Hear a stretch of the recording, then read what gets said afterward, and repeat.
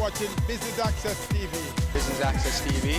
Business Access. Business Access TV. Serious about business.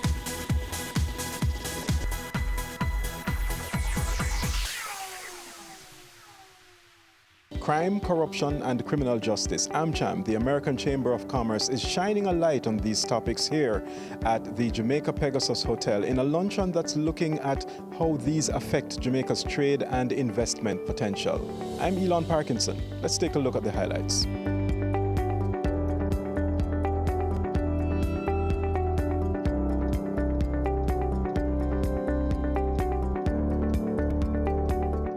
One of the things that I realize is that having these forums, it provides us with an opportunity to learn, to grow, and to improve.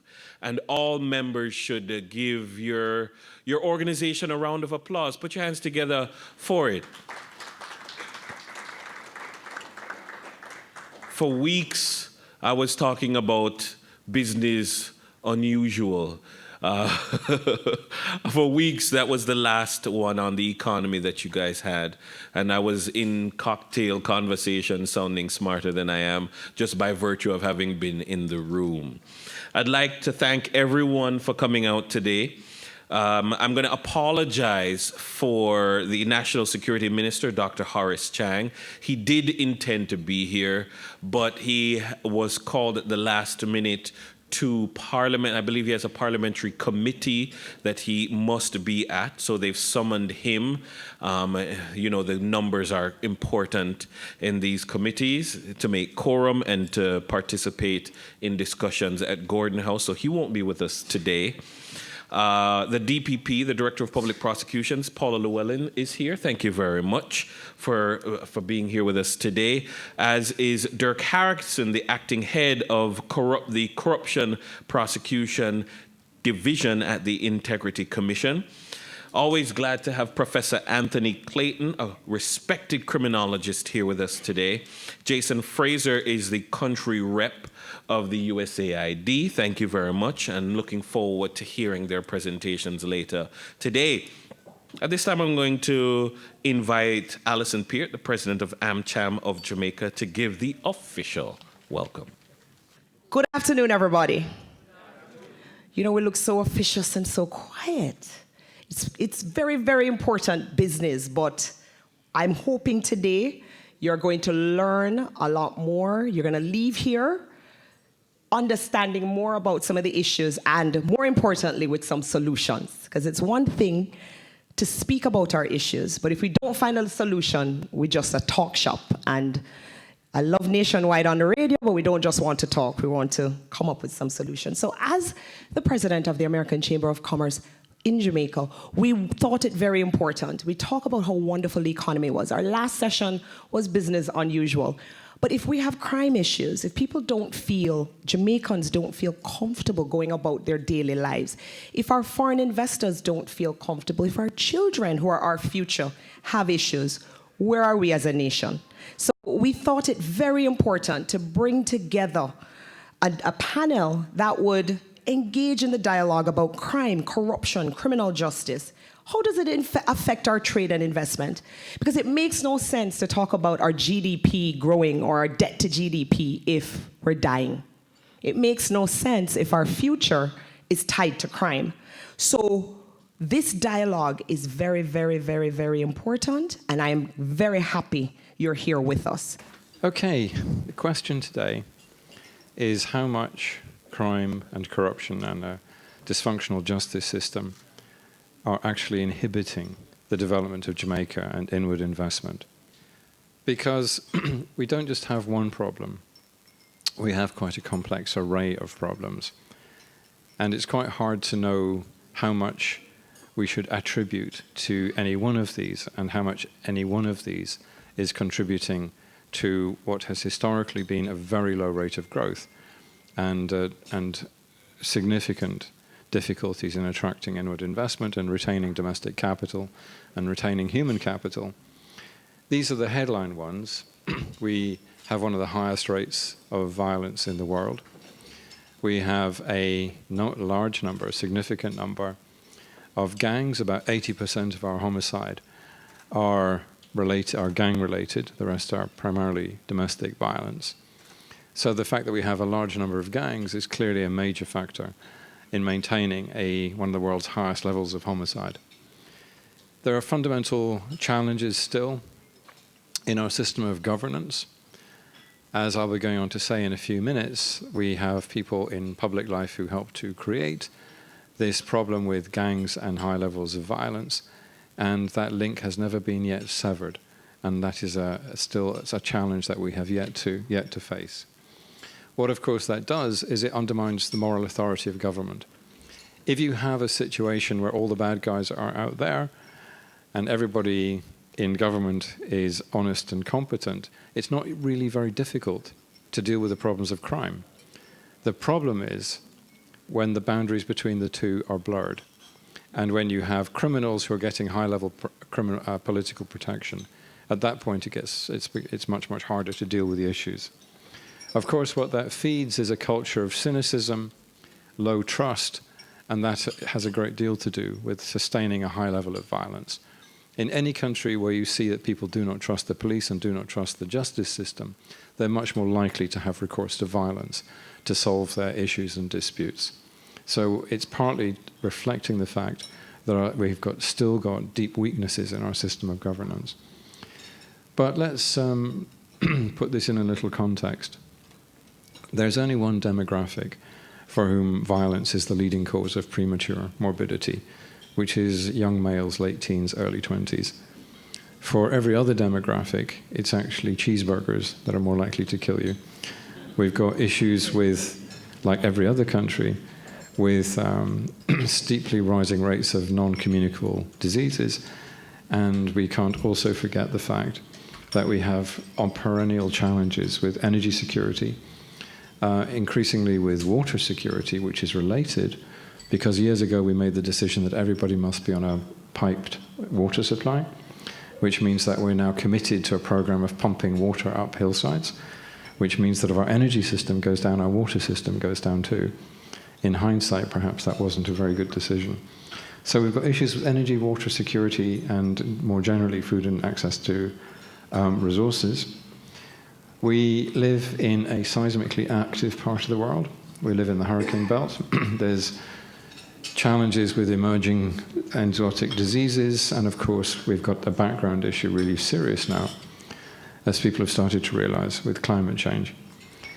You may have heard that this summer is the hottest ever recorded in Jamaica's history. And in fact, there is now real grounds for concern that we've gone past an irrevocable point, and that we will not ever revert back to the low temperatures of the past. So this is something that we may now have to make a permanent adjustment to.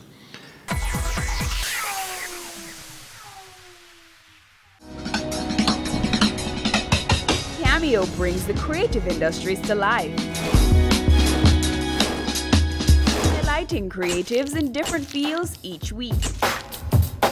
Art. My life turns art. I breathe, I eat art. Fashion. Food. Without a customer, we're nothing but four walls. Music. Film. Cameo, only on Business Access TV.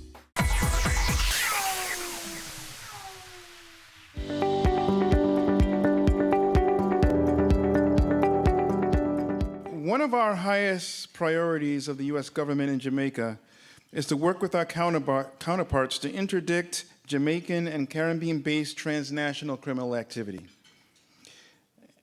including narcotics and arms trafficking, trafficking in persons, and financial fraud targeting U.S. citizens. The U.S. government has also invested heavily in supporting anti-corruption initiatives with the civil society and Jamaican government, as well as supported improvements in the justice system. In total, the U.S. government invests about $12 million in security-related programming annually, which does not include all the various partnerships and collaborations that our various U.S. government agencies have with their counterparts. In fact, USAID Jamaica just advertised a broad agency announcement to co-design our flagship community violence prevention activity with key stakeholders such as the government, academia, and private sector. This unique co-creation approach encourages key stakeholders to co-create and deliver the services that are vital to prevent youth crime and violence at the community level. Law enforcement and criminal justice are important to controlling crime, as we all know, and corruption. But we also have to address the underlying social challenges that both cause and contribute to crime. Within the broad range of U.S. cooperation on crime, and this is where USAID comes in, we partner with the government and civil society on a range of programs to address the root causes of crime in Jamaica.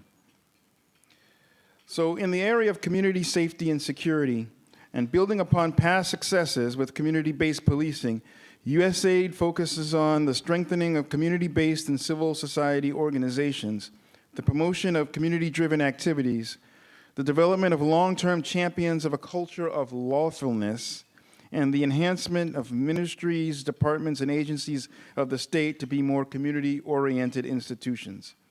In this way, we believe that we contribute to building safer communities, strengthening social cohesion, and improving civic engagement participation. USAID also works with holistic youth-friendly approaches that aims to assist at-risk youth in becoming active citizens through the engagement of different social, educational, behavioral, and recreational activities. This approach includes three main areas regarding youth involved in criminality: prevention, intervention, and rehabilitation, including diversion activities as alternatives to traditional incarceration for first-time offenders. Youth also develop skills through educational programs which introduce them to fundamental concepts in business, economics, individual accountability, and entrepreneurship. USAID expects that life skills and technical training will increase opportunities for at-risk youth to work within the legitimate economy, thereby reducing the likelihood of involvement in gang and criminal activity. In Jamaica, relationships with key public sector, private sector, and donor agency partners are being leveraged to create programs to build skills and to identify work options for youth. USAID also works in the youth remandee centers, which includes case management follow-up to facilitate at-risk youth acquiring job and education opportunities when they are released. In the area of corruption, the Combating Corruption in Jamaica project has not only built public demand for more effective action against corruption through awareness campaigns, but has also provided training to government and civil society partners to build capacity and increase advocacy. The project is expected to have an impact on the nation's capacity and the ability to effectively control instances of and attitudes towards corruption in general and political corruption in particular. So what's the role of the private sector in addressing the root causes? That's why we're all here today. Many of you are representing private sector organizations. How can the private sector be a key partner in addressing some of these root causes? Obviously, many of you are part of the community, and so you have an interest. Your companies are often affected by the high rates of crime and corruption. So it's important that government, international partners who support government, NGOs, and the private sector work together to address these issues. We've all been to various forums on issues surrounding crime in Jamaica. I think the private sector here needs to continue to ask itself what it is doing to address the issue. Clearly, advocacy is important to press for resources, accountability, and support in combating crime. But there's much more that can be done to invest in communities to make them safer and create opportunities for the next generation to be prosperous. Looking ahead, we welcome the opportunity to increase our engagement with the private sector on these challenges because of the energy and innovation that they typically bring to the table. USAID is a learning agency, and we are constantly exploring how to improve our work and increase our impact. So as we streamline our programs and look for new strategic partners, we invite the private sector to partner with us as we both work towards the common goal of helping Jamaicans thrive. There's this sense of a godlike syndrome that during some transactions an oversight body must lap its tail or virtually hold its corner in the name of investment. There are different roles for each stakeholder. Each must stay in their lane and accept criticism when constructively made. On the contrary, ladies and gentlemen, potential investors, in fact, should be happy that the business environment observes the rule of law and that democracy flourishes with built-in checks and balances. If I were an investor about to enter Jamaica, it's incumbent on me and my handlers to look out for red flags and indicators of the environment. I name a few on a list that is not exhaustive. 1, determine the role of the oversight body. It must be effective, efficient, fearless, and it must be respected. What, if any, comment does the oversight body have to say on a process or an investment opportunity that you wish to enter? The engagement, ladies and gentlemen, of investors and investor confidence, existing and thriving, must be viewed on a virtual 2-lane highway. That is a 2-way street with rules and guidelines being applicable. 2, does the police service support and protect local and non-Jamaican community members? Do they communicate with all persons? Are they accessible at all times? Maintain a presence that the visitor or citizen believes and recognizes that if they do wrong, they'll be detected. But lines of communication must always be in place. For too long in this blessed country, the notion exists that unless someone knows you and you not knowing them, nothing will happen. That needs to end. In a time of real emergency, the joke is told, unless you have on speed dial a member of the police force, the response time to a complaint is sometimes unacceptable. Another thing that I would think an investor would look for, there must be a criminal justice system that is efficient and effective, and we must congratulate the learned Chief Justice for the renaissance and the role of the DPP's office in the renaissance that is taking place now. But we must also have financial services, a banking system, healthcare facilities. They must be adequate, to name a few components. Importantly, ladies and gentlemen, on Jamaica's stock exchange record, Michael Reagan, writing in Bloomberg Business Week, January 18, 2019, states the Jamaican Stock Exchange is the world's best performing. Its outperformance over the past 5 years is even more striking. Jamaica's stocks have surged almost 300%, more than quadrupling the next best performing national benchmark and septupling the S&P Standard & Poor's 500 advance. I make bold to say that the very important successes must be highlighted, with all the negatives on crime and violence reported in the last 48 hours in Jamaica. Also, the awards in the tourism sector must also be celebrated. However, we must do better. Ladies and gentlemen, what are some of the solutions? Government agencies must work together all the time and set aside jealousies and petty matters which have no place in a professional setting. Interagency cooperation and collaboration must be emphasized and practiced. We must build bridges and stop tearing down, emasculating, and ridiculing persons. The fact that you do not agree is no reason to disrespect. Professionalism is non-negotiable. We must have a review of the timelines to review governance structures. Oftentimes, pieces of legislation give you 3 years to review a legislation. You see in 1 year, nothing is happening. The parliamentary caucus needs to do something about that. We must enhance whistleblowing regimes and encourage the discourse, changing the discourse to, in my words, inform or for live. Stop saying inform or for dead. Inform or for live. I must admit, I'm an informer. I'm a proud one. I'm an informer. Tell me something today, I'm going to tell the police tomorrow. We need to modernize the law enforcement units and bring outstanding laws into operation. We need public education to sensitize the world that the perception of corruption or actual is not a reflection of the overwhelming majority of law-abiding Jamaicans. We need to ensure that the police and our oversight bodies work to regain public trust. The police must maintain presence not just in hotspots, but also generally. It will help to rebuild issues of insecurity. I pause here as I listen to Professor Clayton. In the last month, I visited Cayman. The police carry no guns. A year before, I went to Turks and Caicos. The police had no guns.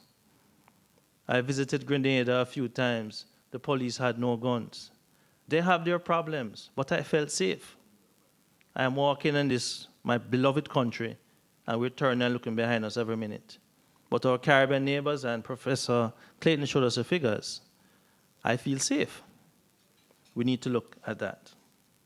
Ladies and gentlemen, as I close, I reiterate that the government of Jamaica, the ministries, the departments, the statutory bodies, to name a few, must work united to create that package, that which is seen by the outside world, with all the various components and elements that they look at, and which they consider, and which will have the effect to harness growth and encourage investor confidence. But most importantly, we must leave our partners with the belief that integrity is non-negotiable. Honesty is paramount, not by word of mouth, but by our actions. And despite our problems, crime and corruption, that they can and humbly should consider investing in our country to bring about change for good. Acknowledging that the improvement of the basic standards of life may have the effect of changing behavior, but I readily admit we can't legislate for good behavior.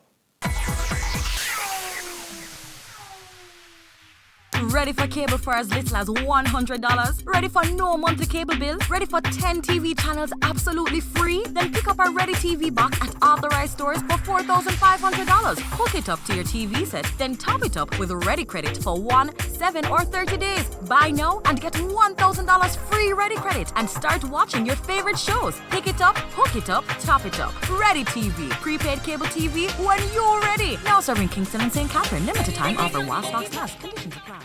They say it takes a village to raise a child, but the world will one day need the leadership of that child. The time you spend with your child matters. It stimulates their minds and shapes the way they act. Talk with your children. Help them to better understand the world around them and to value what is truly precious. Above all, the most valuable gift you can give them is love.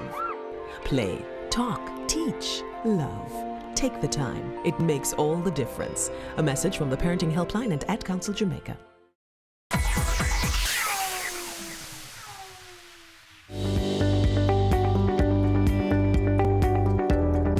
In respect of what it takes to inspire confidence, I'm a plain speaker, and I will say, I believe that what is happening in our country, education is the key.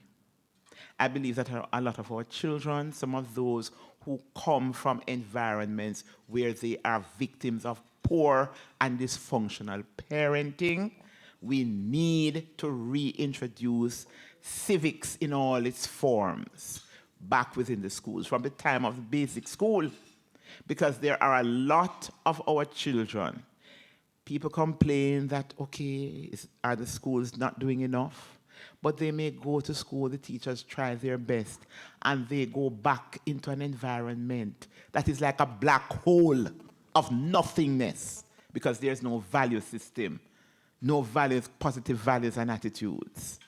And yet if you take that child and you put that child in another environment, you have intervention, positive intervention, you would be surprised to see the beautiful diamond coming from the rough. So I'm really a big believer in education. Now, another pet peeve of mine is that, and I prosecute police officers, I do not subscribe to the throwing the baby with the bathwater approach.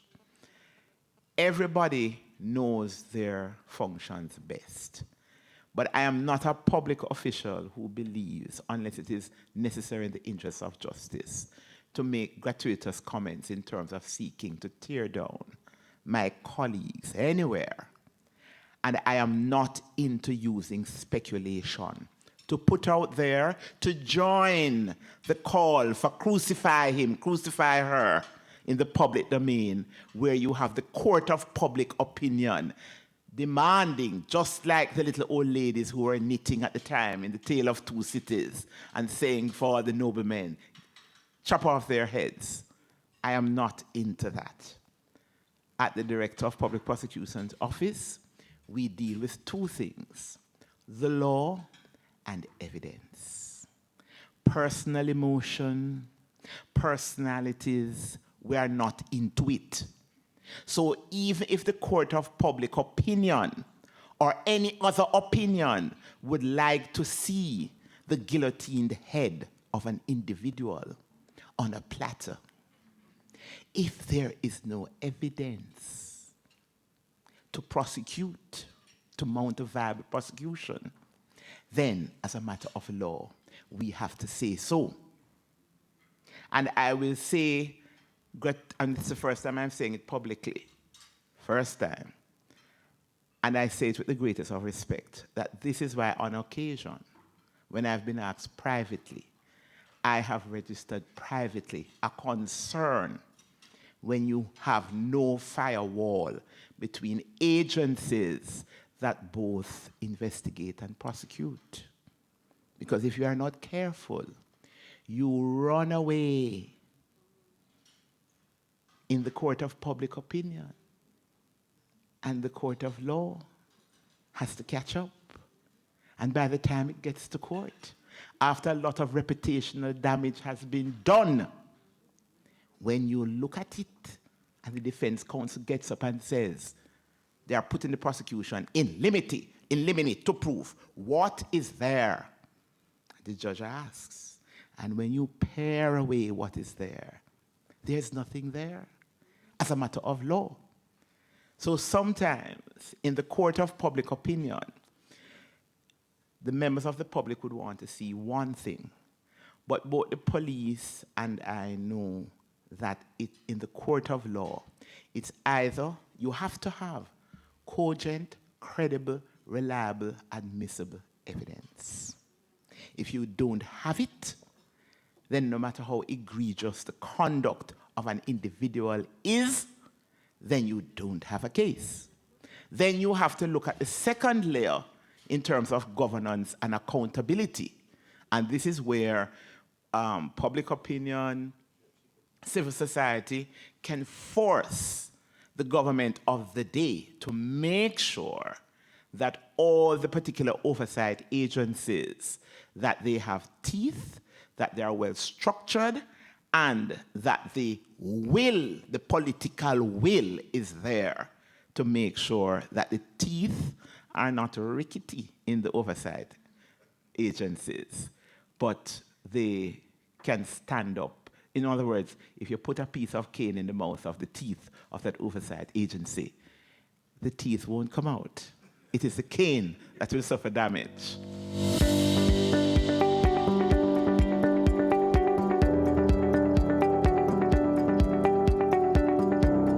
Riveting perspectives and indeed sobering statistics coming from the AmCham empaneled team here at the Jamaica Pegasus Hotel. You're watching Business Access TV, serious about business.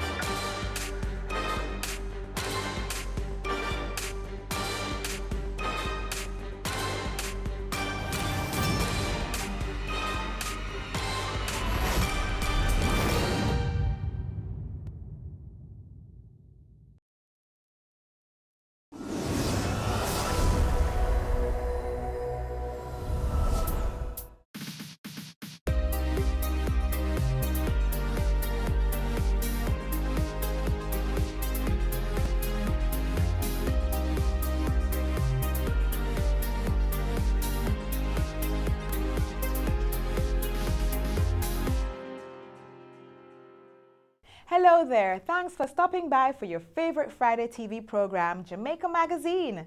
I'm your host, Audrey Williams, and I'll be taking you through the pages today, so stay with us. Jamaica Eye can help you protect our citizens. Jamaica Eye will play a part in increasing your public safety. Jamaica Eye is part of an island-wide network of camera surveillance systems designed to increase the safety of you, our citizens. If you have a camera system outside your home or office facing a public space, log on to jamaicaeye.gov.jm today. Jamaica Eye, we're all connected. The Ministry of National Security, creating a safer and prosperous Jamaica.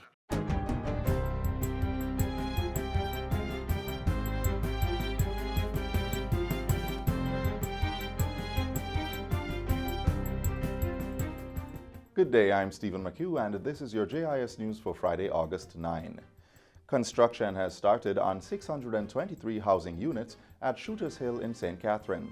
The Housing Agency of Jamaica, HAJ, has signed a joint venture agreement with Right Solutions Development Limited to construct the homes. The signing took place at Jamaica House on Thursday. The development will include 100 one-bedroom starter units selling for $7.6 million each. 200 two-bedroom, one-bathroom units will be built and sold for $11.5 to $12.5 million. Persons can also pay $13.5 to $14.5 million to purchase one of the 220 two-bedroom, two-bathroom homes.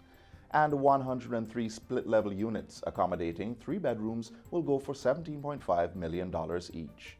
So I think these are very affordable. I can see the young nurse, the young policeman, the young university graduate immediately just waiting to get one of these. The Companies Office of Jamaica, COJ, has launched its newly created Electronic Business Registration Form, EBRF, to allow for business name reservation and registration online. The Electronic Business Registration Form was officially launched by Prime Minister Andrew Holness on Wednesday. The ease with which you can register a company now is mind-blowing. What does this mean? Well, it means, first of all, that Jamaica, as a potential place for international businesses, we have now gone up a step further. We have almost completed legislation to create the International Business Center here. The online platform replaces the COJ's one-stop-shop paper-based Superform that was introduced in 2014.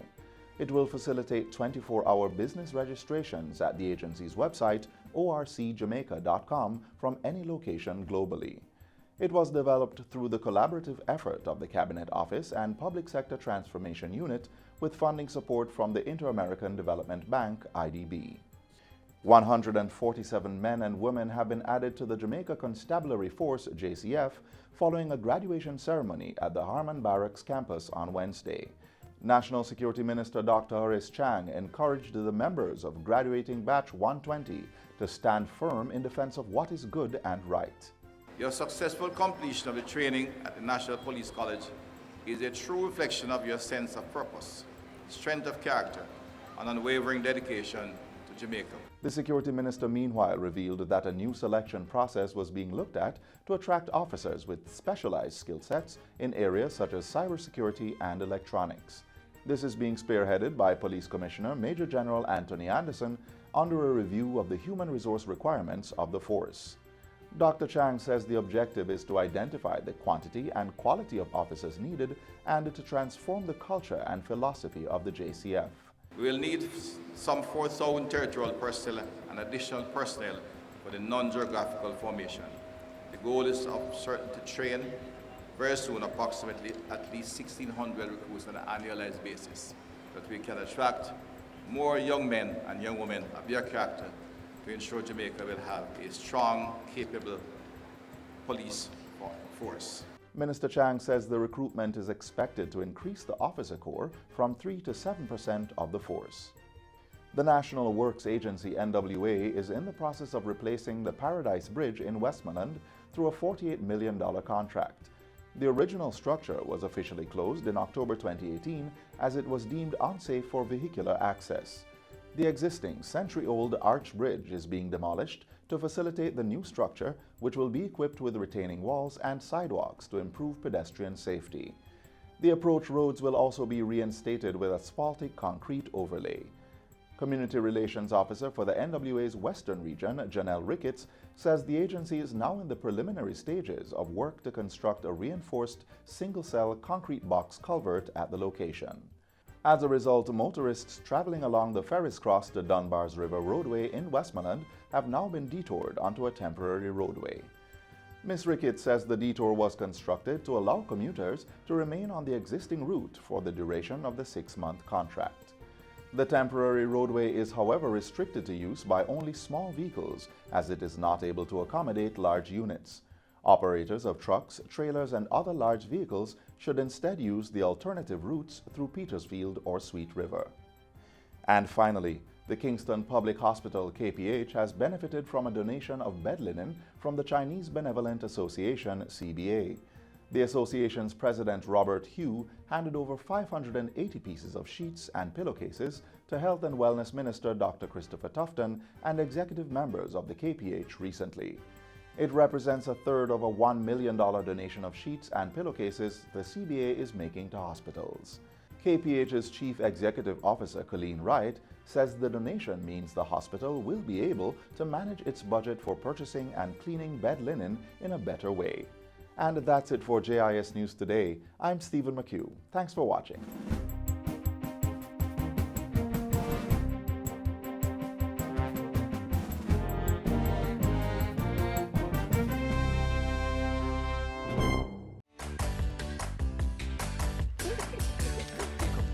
Come down.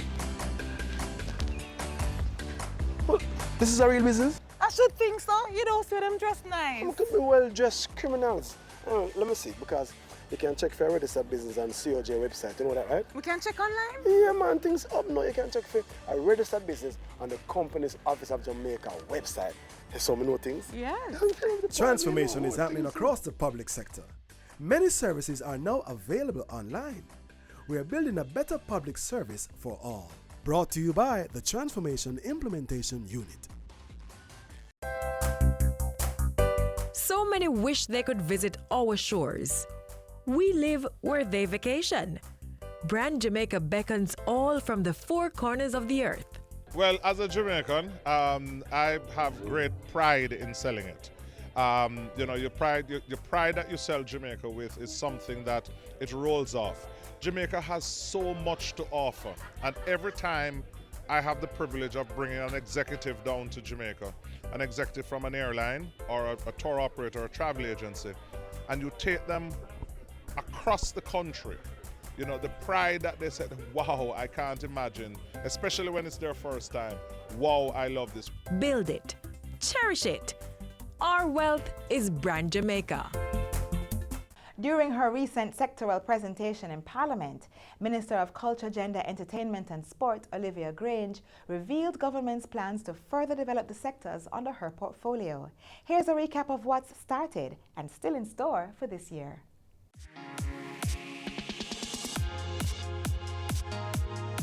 Sweet Jamaica is now on the move as we leverage culture, gender, entertainment and sport for sustainable development.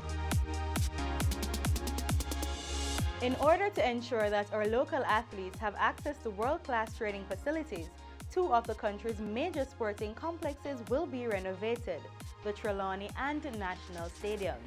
The projects, which are valued at approximately $40 million, should bring both facilities up to international standards. As that is underway, those who do great deeds in those stadiums are being honored. 2 more sports stars will receive statues this year for their outstanding contribution to sports. This year, during Heritage Week, we will salute another of our stars, Veronica Campbell-Brown, another outstanding woman of Jamaican sport. We're finalizing arrangements for the installation of the statue of Asafa Powell later on in the year as well.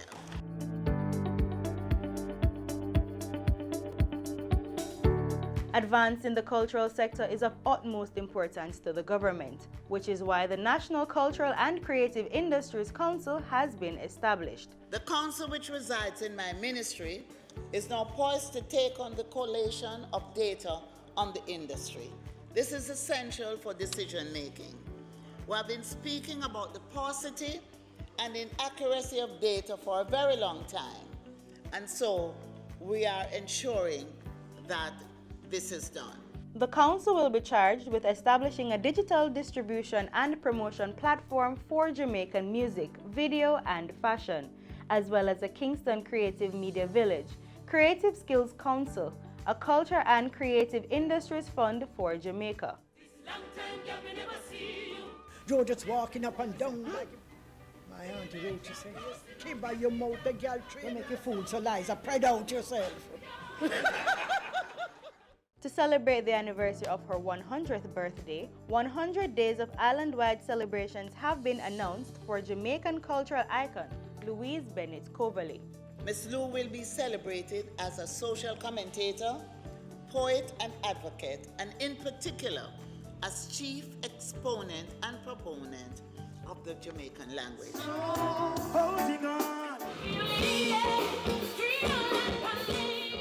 Entertainment is a big part of our culture, and this is why government is putting various strategic measures in place to further develop the sector. We have developed a project in the Zozo community of Denham Town titled Social Inclusion Through Entertainment, by which we have trained 45 youths in life skills, including bartending and events planning.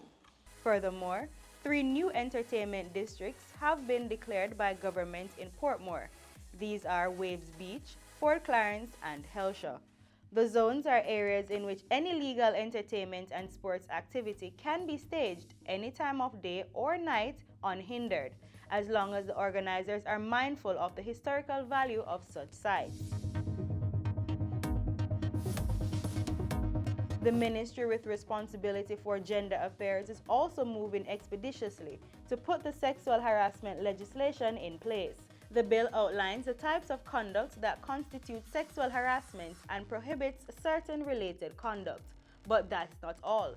Government has even more plans to end sexual abuse of women and children in Jamaica. You will recall that we purchased a property last year, and we are just about completing the work on that space. At the same time, I want to say thanks to the Minister of Finance, who provided us with funds to purchase 2 other properties. And I am very happy to indicate that we have identified 1 property in St. Thomas, which we are about to sign off on the purchase. And we are looking at another property in Hanover. So we will have a shelter mid-island, a shelter in the west, and a shelter in the east.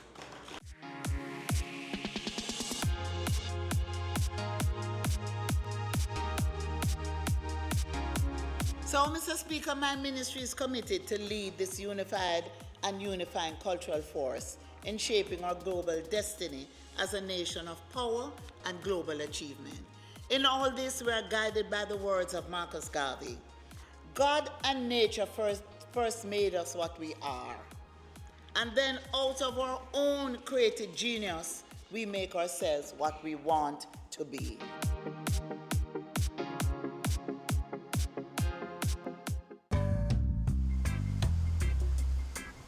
Living in Jamaica is an experience that you cannot put in words. There's an energy in the atmosphere that just feels good.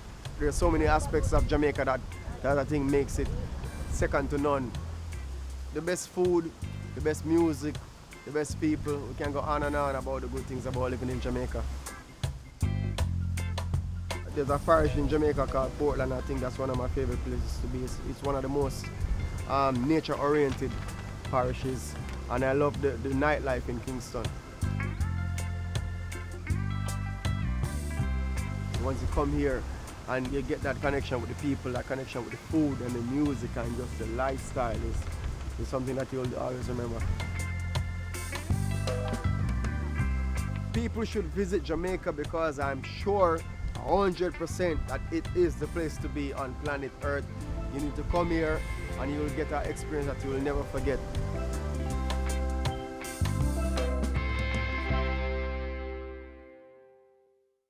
It's now time for your favorite segment of the show, School Zone. In today's episode, we highlight how students at the Herbert Morrison Technical High School in St. James are putting their skills in engineering to good use. All right, Anna Hugh, would you like to demonstrate how rains along a ridge?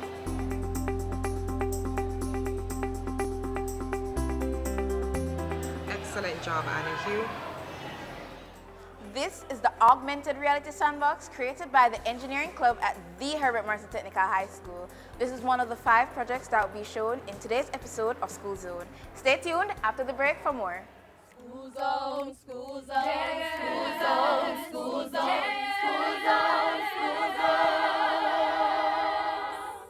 School Zone. Welcome to another episode of School Zone. As you heard earlier, we're here at the Herbert Morrison Technical High School in St. James, where we're learning about a few projects by the Engineering Club.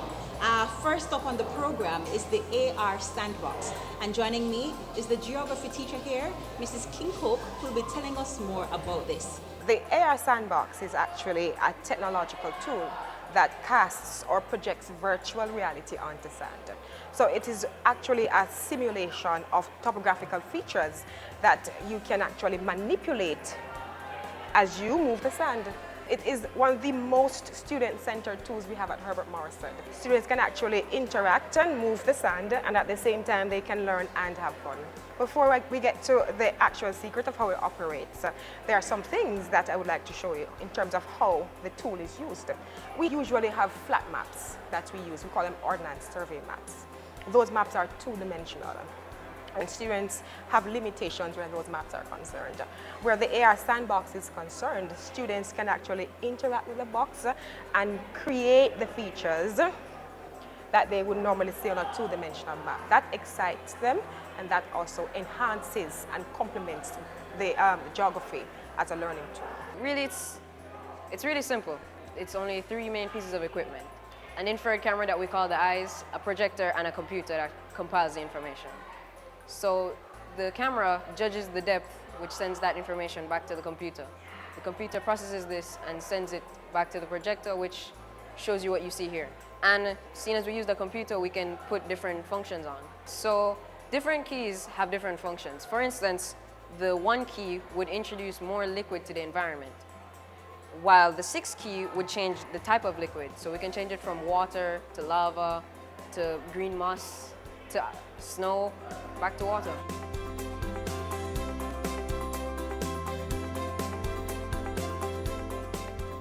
So Ms. Clark, here we have the Herbie Go-Kart.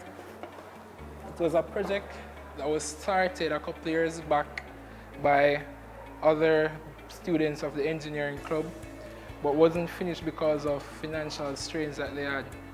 So I and others finished the go-kart as best as possible. As you can see here, we have here the gas pedal, which accelerates the vehicle, the kart, when we apply pressure on the pedal. Then we have the brake pedal, which is used to apply friction to the wheels, which slows down the kart. Then we have the steering, which steers either left or right. Now around here, we have the engine. This is a Honda GX 120 6.5 horsepower engine. And this kart is a dead axle go-kart, which means that it is run by only 1 wheel. Over here, we have the remote kill switch, which I programmed myself, which is used to turn off or turn on the kart from a remote distance. The kill switch is more like a safety device. As we're speaking about safety, here you can see we have our helmet, and safety always comes first. And I like to add that the main purpose of this go-kart is to help persons of the Herbert Morrison Technical High School to learn how to drive, so that when they leave high school they can have their driver's license.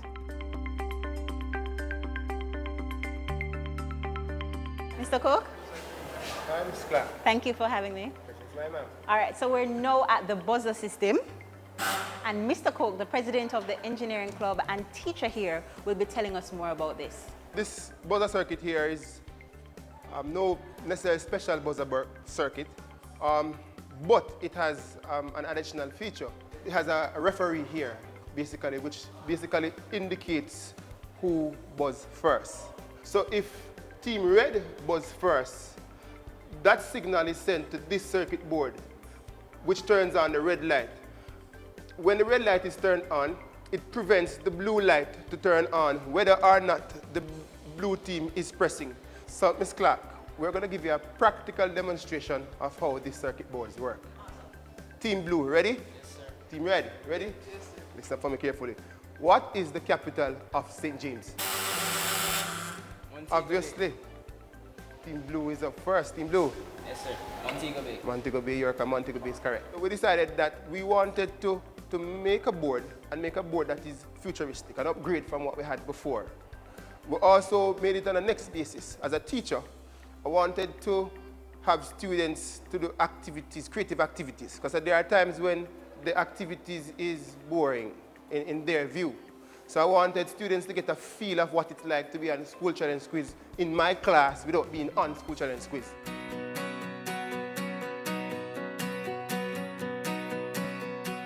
Have you ever heard about 3D printing, sublimation printing, and laser engraving? If not, today's your lucky day. We have examples of all three that were produced by the Engineering Club, and we'll be joined by Conrad, who will be showing us examples of these. Over to you, Conrad. Okay, thank you. So here we have different products and items that were created in the laser engraver. So we have different keychains and necklaces, even little award plaques. These were all done in the laser engraver, which, as its name suggests, uses a laser to chip away at the materials put in, which is usually acrylic or Solitex. Here we have medals that were given out at Sports Day.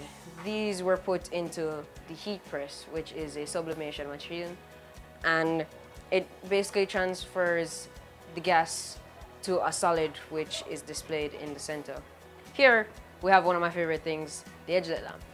Now these edgelit lamps are two parts. So the main part is the acrylic and the second part is the base. Now the acrylic is done in the laser engraver like all our acrylic pieces, and the bases. Some of them are pre-owned, some of them were purchased, while some of them were created by our wonderful 3D printer.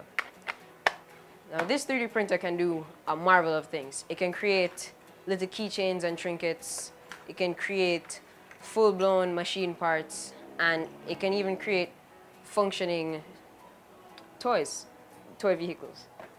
What it does is it melts a small wire of filament and through a little spout takes its time and works its way up, printing from bottom to top.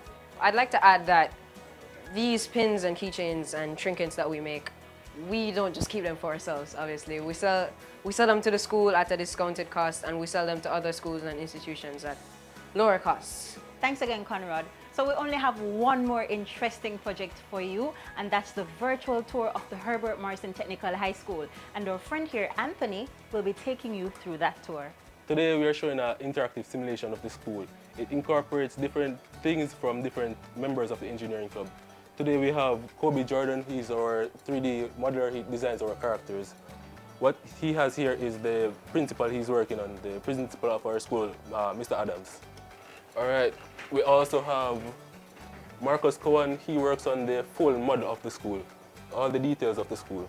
He went out and got pictures and measurements of the entire school and then recreated it in a 3D software. Then we have Kevon Lee, our texture. He takes the models and applies realistic looking materials to them to make it look as realistic as possible, having all the scratches and dents of the school. And I do the programming. It allows for the character movements. As you can see, you can walk around the 3D space as much as you want. You see the AI, like different students in the school walking around, going about their daily lives. The code allows them to move around the 3D space. After I get the models from KJ, our vice president and 3D modeler, you can see the school is to scale. As you can see, when you stand up, you are to scale to the school. So are the characters in the simulation. Here is the document center for a school. Down there, the area that we're looking is the visual arts area, and over there is the TD rooms.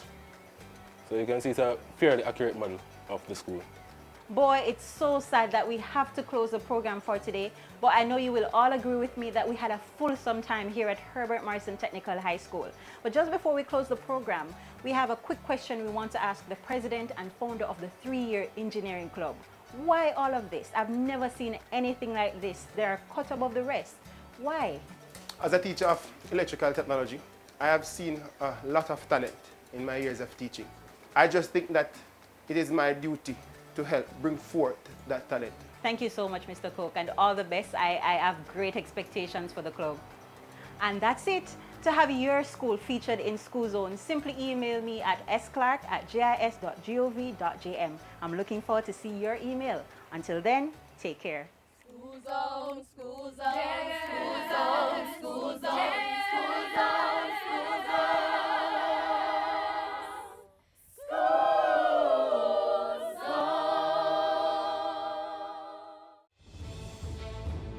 Water is precious.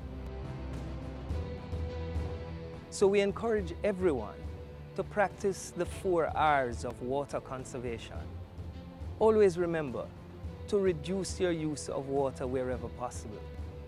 Replace water wasting devices with water savings devices. Reuse water wherever possible. And wherever leaks are found, please repair them and repair them quickly. Don't delay. Practice the 4 R's of water conservation today.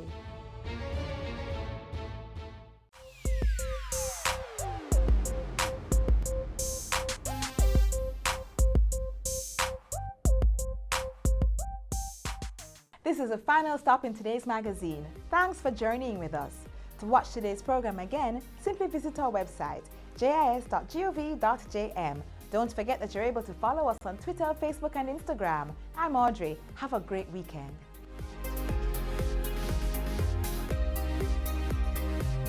This has been a production of the Jamaica Information Service, the voice of Jamaica.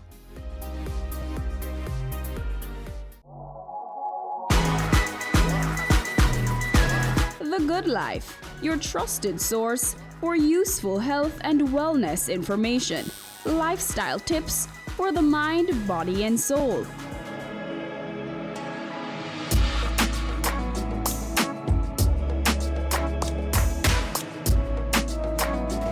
Tune in Tuesdays at 8:30 p.m. on Business Access TV.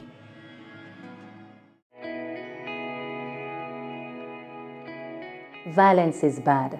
Violence against our innocent little children is terrible. Pretending not to notice when we know or suspect that a child is suffering is awful and morally wrong. In the words of the great Nelson Mandela, there can be no keener realization of a nation's soul than the way in which it treats its children. Think about that for a second. I have a voice. It's one of my gifts.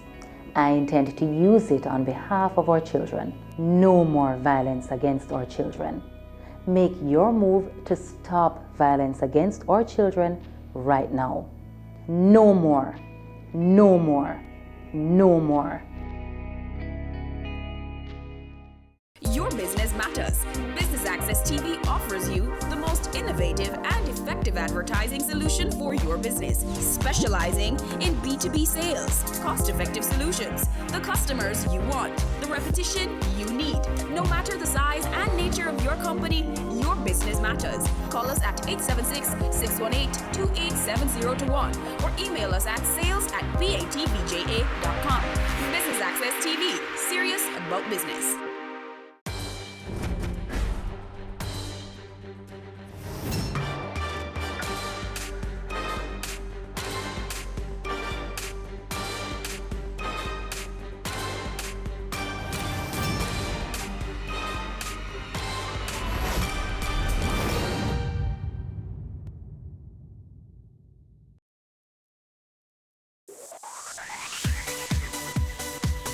You're watching Business Access TV. Business Access TV. Business Access. Business Access TV. Serious. Serious. Serious about business.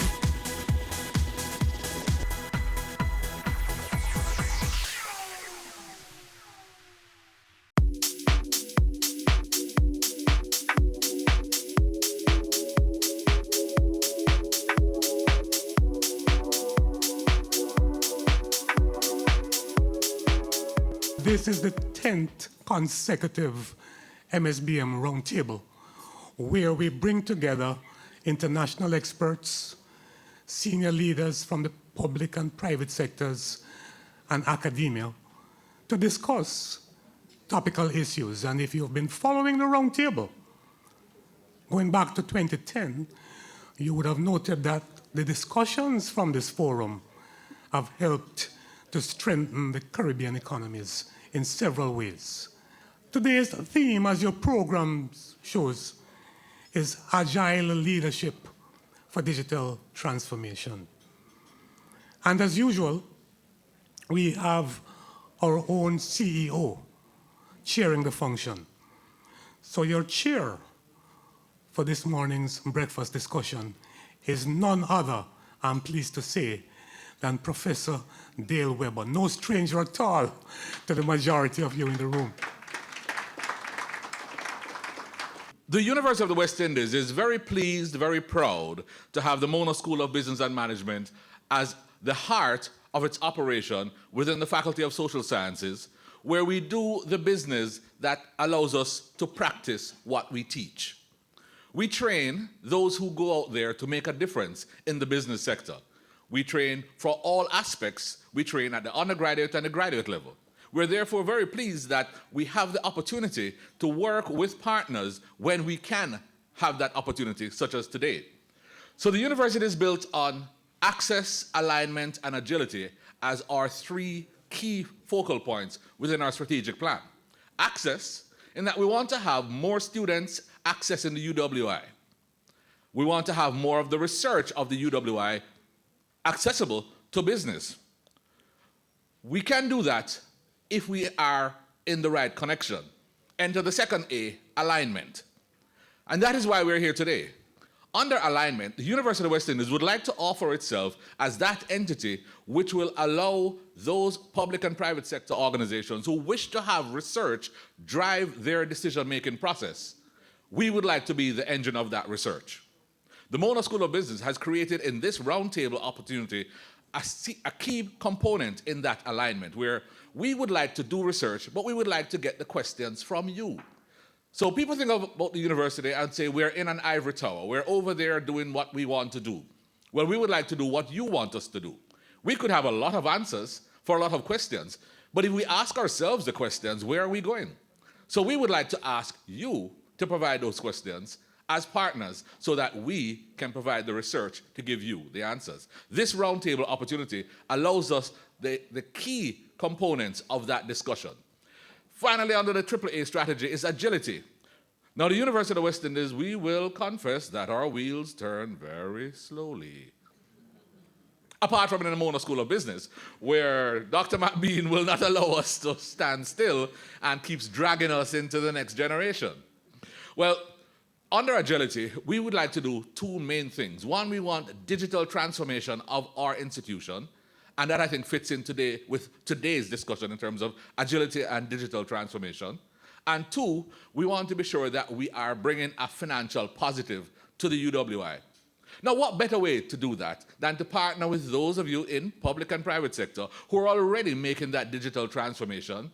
But enough from me, because I don't know anything about business. I know a little about management, so I'm going to try and manage as we move through today's exercise. We're here this morning to speak about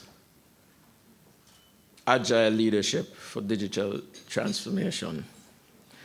And it strikes me that when we speak about agility or agile leadership, some things come to mind: transformative, innovative, doing things differently, collaborative working.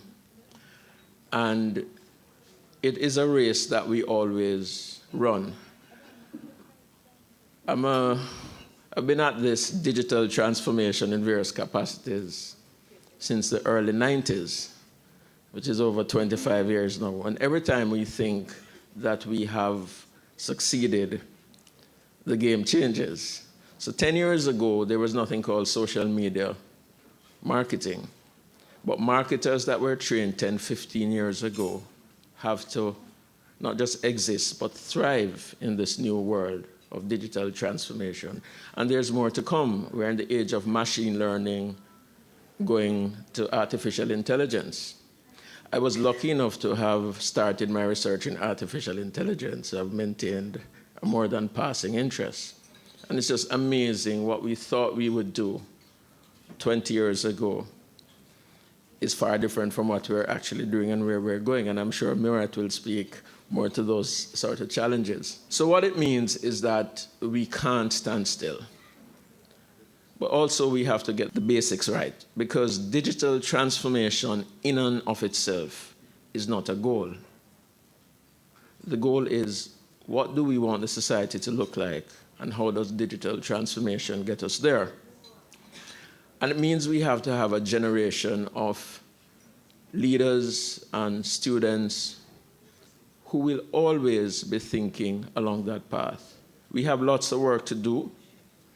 I would take this opportunity to invite members of the public and private sector to partner with the Mona School of Business and Management and the university as a whole.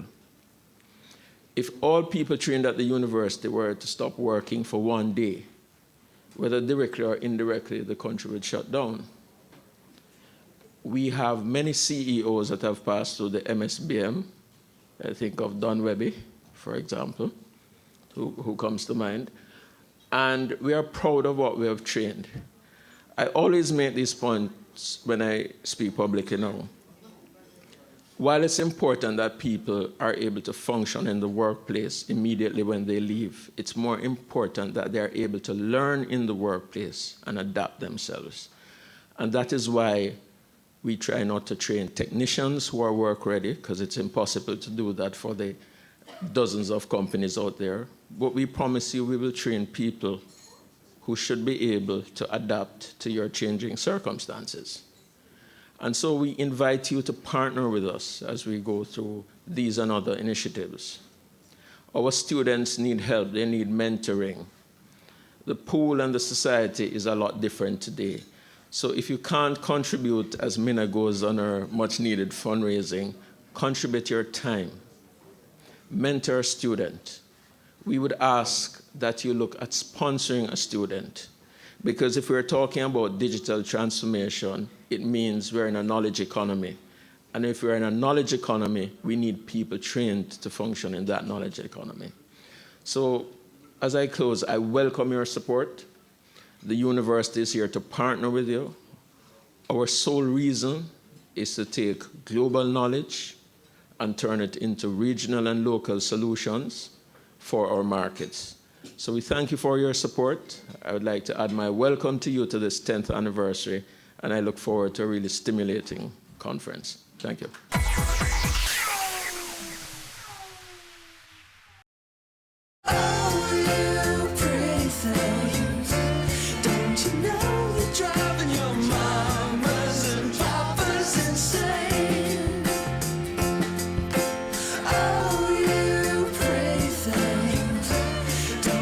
Great design is not only how things look, but also how well they work.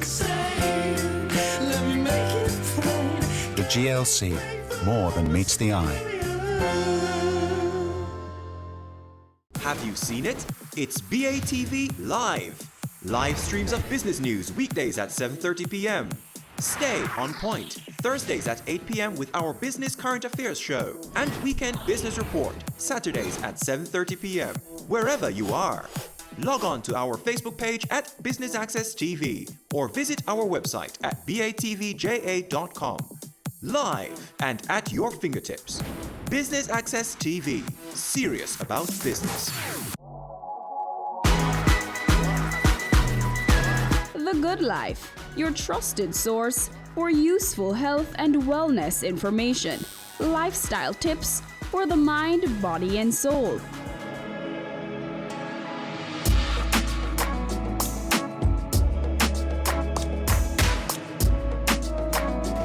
Tune in Tuesdays at 8:30 p.m. on Business Access TV. Ready for cable for as little as $100? Ready for no monthly cable bill? Ready for 10 TV channels absolutely free? Then pick up our Ready TV box at authorized stores for $4,500. Hook it up to your TV set, then top it up with Ready Credit for 1, 7, or 30 days. Buy now and get $1,000 free Ready Credit and start watching your favorite shows. Pick it up, hook it up, top it up. Ready TV. Prepaid cable TV when you're ready. Now serving Kingston and St. Catherine. Limited time offer while stocks last. Conditions apply.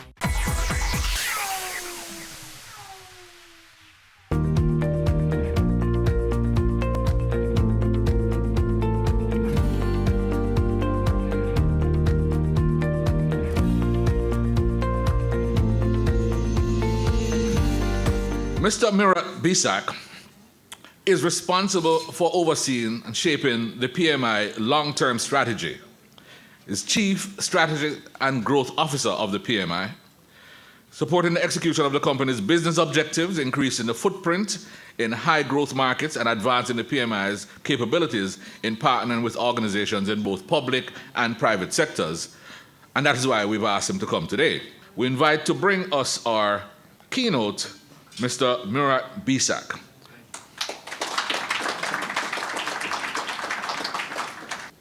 The world is changing, and it's changing really, really fast. And I have 3 examples here to show you how much it's changing, and maybe you know all of this. The first example on the left is a painting, as you see. It was auctioned last year at an auction house in London and fetched about $300,000. It wasn't made by a human being. It was completely painted by machine intelligence. The beef in the middle is not meat, but if you eat it, it's exactly like meat. You may have tried it. You probably have heard of the IPO Better Burger about last month. And there are a number of companies right now producing beef-like products that are not animal-based, but taste exactly like that. Turns out that public is ready for these types of changes. According to a recent survey, about 60% of the people who were surveyed said that they would definitely buy it as long as the price is right. And on the very right, this is a representation of how the music industry has changed. And we all now listen to music. I'm sure, I know every one of you in Jamaica love music. I do too. And we now access it digitally. And of course, companies like Spotify and other companies who have disrupted the music space are looking at technologies such as blockchain to make sure that these contracts between the artists, the lawyers, the public is transparent. The royalties are calculated as soon as possible and distributed, and they use blockchain technology to do that. So 3 very different industries, huge change in each and every one, and essentially every one sector and industry is going through this type of disruption. And I'm here to tell you that this is actually going to accelerate from now on. And the reason for that is because when you look at the S-curve, and I'll show you one soon, we are in an exponential accelerated curve right now because we have computing power that is doubling and more than doubling every year. It's getting much cheaper. Everything is on the cloud, so all information is accessible. And we have built algorithms and programs that can access the cloud for free, get that information, and think. And they do that faster than our brain can. So that's the change that's going on. And it's a little bit scary, but there is also the positive side to this. Now, with all that fear, and I know fear turns the attention, let's take a look at how fast we started adopting these technologies. So you look at, for example, the radio. It took the radio 38 years to reach 50 million users. It took the TV 13 years, iPod 4 years, Internet 3 years, Facebook about a year, and Twitter about 7 to 9 months. So today, what that tells me is that we as human beings are getting more and more used to adopting technology, and the penetration rates are increasing because we are now all connected. We all have these devices. They are much faster and more capable than anything that we've used when we were in school, and we are augmented by them, and we're able to enhance ourselves, and we're okay to accept technology. So that's us as individual human beings. However, when we look at companies, which is the collection of human beings at the end of the day, we don't see that pattern as fast or as easy of adoption. So on the left, this is a busy chart, but what it says is on the left, when you look at AI, for example, and ask the leaders whether they agree that AI is a technology that they should use in their companies, many would say, yes, it is. It's a very important technology. Everybody recognizes it. We know it.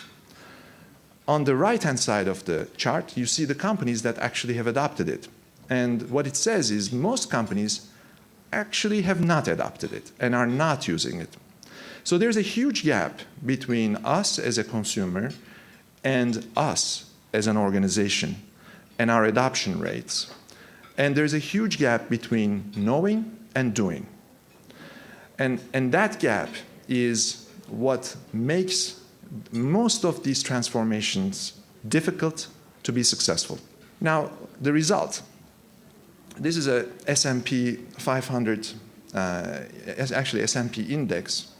And when you look at from 1960s, on the very left of this chart, all the way to today, and the y-axis represents the average company lifespan on years, you see that the lifespan of companies on the S&P index, these are the leading companies for the most part, is going down.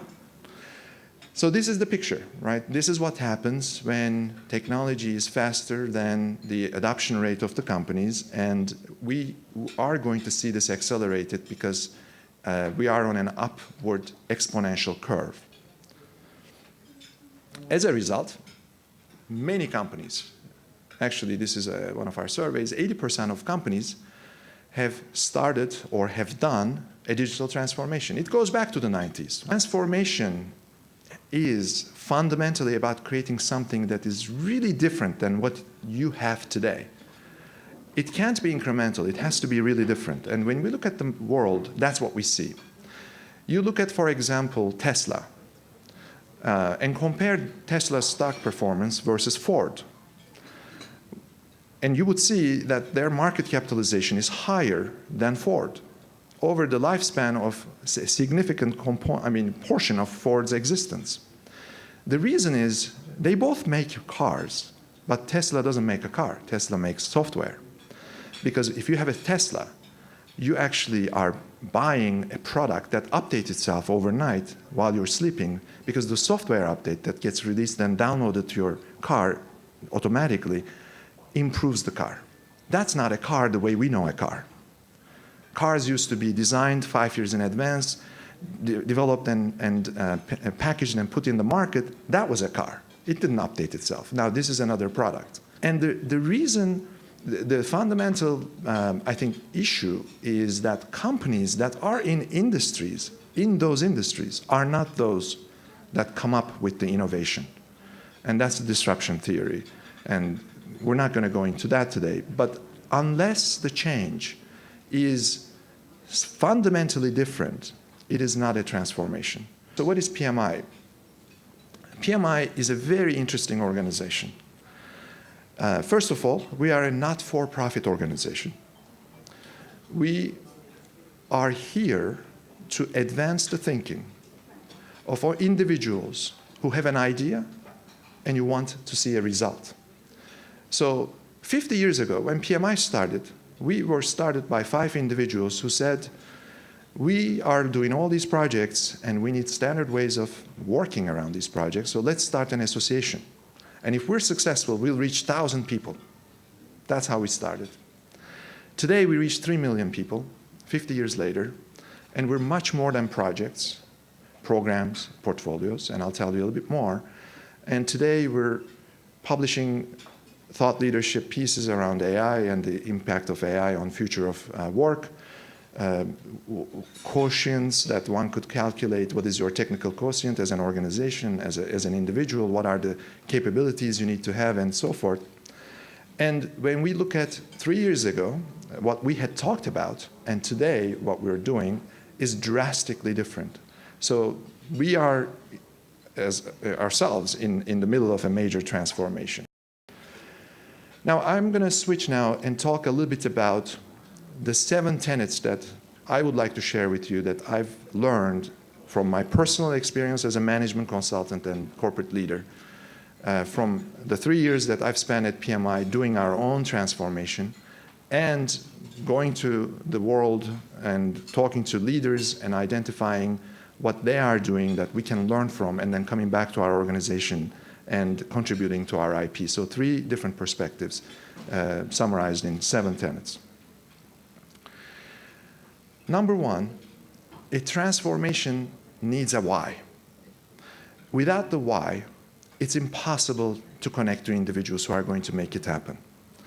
The fundamental reason why you see the people adopting technologies is because they see why it is that they should actually use it. So we do. Most of the time, organizations come up with some idea or goal, but most of the time those goals don't connect to the people.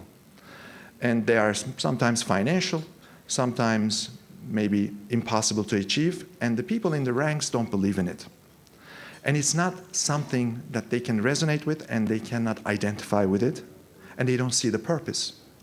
So it's very important to identify what is your purpose as an organization. What are you trying to do? Now, the second thing that's important, we need to sing the same song. It has to be the same thing, otherwise it's dissonance. It has to be, there needs to be an orchestrator, and everybody needs to know their role, and they need to play the same tunes. Otherwise it won't work, right? It's easier said than done. And so you see here on the left hand side of the chart, our new CEO. He came in and he read our strategy, he read our transformation plan, and he said, I love it. I'm going to sign on to this, and I will talk about it everywhere I go. And now he's talking about it everywhere he goes. Everybody has started understanding what is it that we're doing. And the song started to become real for us. So you can ask anyone at PMI what we're doing. Everybody would tell you exactly what we're doing the same way as I would tell you, because it's clear. Do you want more experience from your SUV? Introducing the 2020 Nissan X-Trail with leading-edge technology, intelligent ride and chassis control, a round view monitor, and hill start assist for confidence behind the wheel, plus auto headlights and panoramic sunroof. Drive the SUV with more experience. The Nissan X-Trail, available today at Fidelity Motors. Caring Hands Season 3 continues to effect change in a changing environment. Many of us were raised by grandmothers, right? So, I mean, we know the wisdom that these people have. Going beyond business. The little leaders of today are our leaders of tomorrow. And with the proper education, we'll have very good leadership coming from that. That's Season 3 of Caring Hands, creating change and shaping lives, every Sunday at 5:30 p.m. on Business Access TV. Career Moves has always explored interesting careers, highlighting all you may not have known about them. This season is no different. Coming back to Jamaica, everyone's like, Fizzy what? Fizzy who? When you find a bright boy or girl in the class and people say, what are you going to be? The parents say, you have to go be a doctor, you have to go be a lawyer. Nobody says you have to go be a politician. Let me see your hands! Tune in Tuesdays at 8 p.m. on Business Access TV. Your business matters. Business Access TV offers you the most innovative and effective effective advertising solution for your business, specializing in B2B sales, cost-effective solutions, the customers you want, the repetition you need. No matter the size and nature of your company, your business matters. Call us at 876-618-2870 or email us at sales@batvja.com. Business Access TV, serious about business.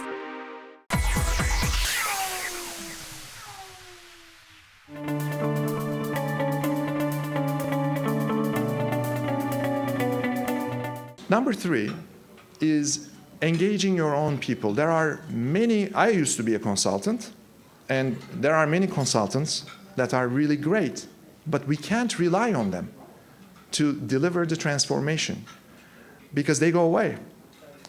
We need to engage our own people to deliver the transformation.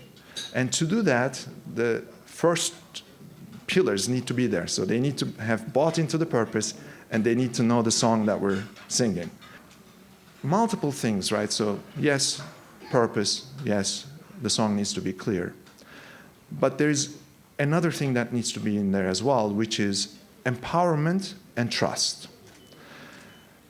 And that is very critical because in most organizations, we know from surveys, and I'm sure you do surveys in your organizations, you will find that individuals are not engaged for the most part. They're looking at their jobs as something that they have to do, and then they go home and they have a private life. But when, as leaders, we allow individuals to fail, they start taking risks. And this is one of the agile principles. But it's very difficult to, as leaders, to accept that because we are working in organizations that are built for effectiveness and efficiency, right? That's the unit measure, productivity. Now we're asking our individuals to take risks. Why would anybody do that? Their jobs may be at risk, right? So a lot of people don't do it. Even if you gave them permission, they don't do it. As leaders, one of the things that we've done is I've said to my teams and anybody who presented to me, and they were coming to me for decisions, I told them, I am not going to make a decision. I will support your decision, but you need to explain to me why you're making that decision and how it fits to our strategy. So don't ask me to make the decisions, because if I start making decisions, then I don't need you. Number 4, this is interesting. We started acting like venture capitalists at a not-for-profit organization called PMI. You can do that. So if we can do that, you can do that. So what does that mean? There are great things about Silicon Valley. Of course, risk-taking and ideas is one tool. But one thing that VCs do, other than funding, is they don't fund the whole way. They fund it in stages.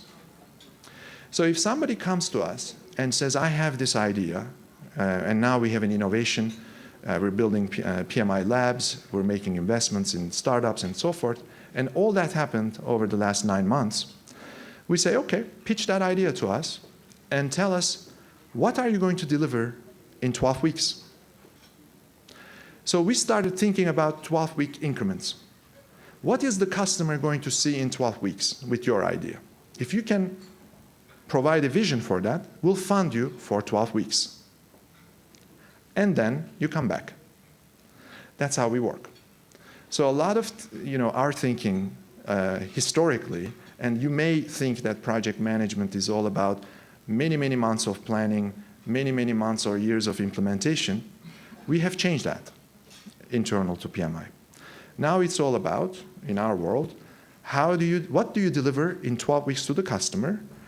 What do you need to do that? And we'll give you that money, and then you have to come back and first prove that that idea actually works. And then we can give you more. And that's how we do it. And it's extremely powerful when you do it. So to do all this, you need to build a culture of unlearning. And of course, relearning. But unlearning first of all the ways how the organization works today.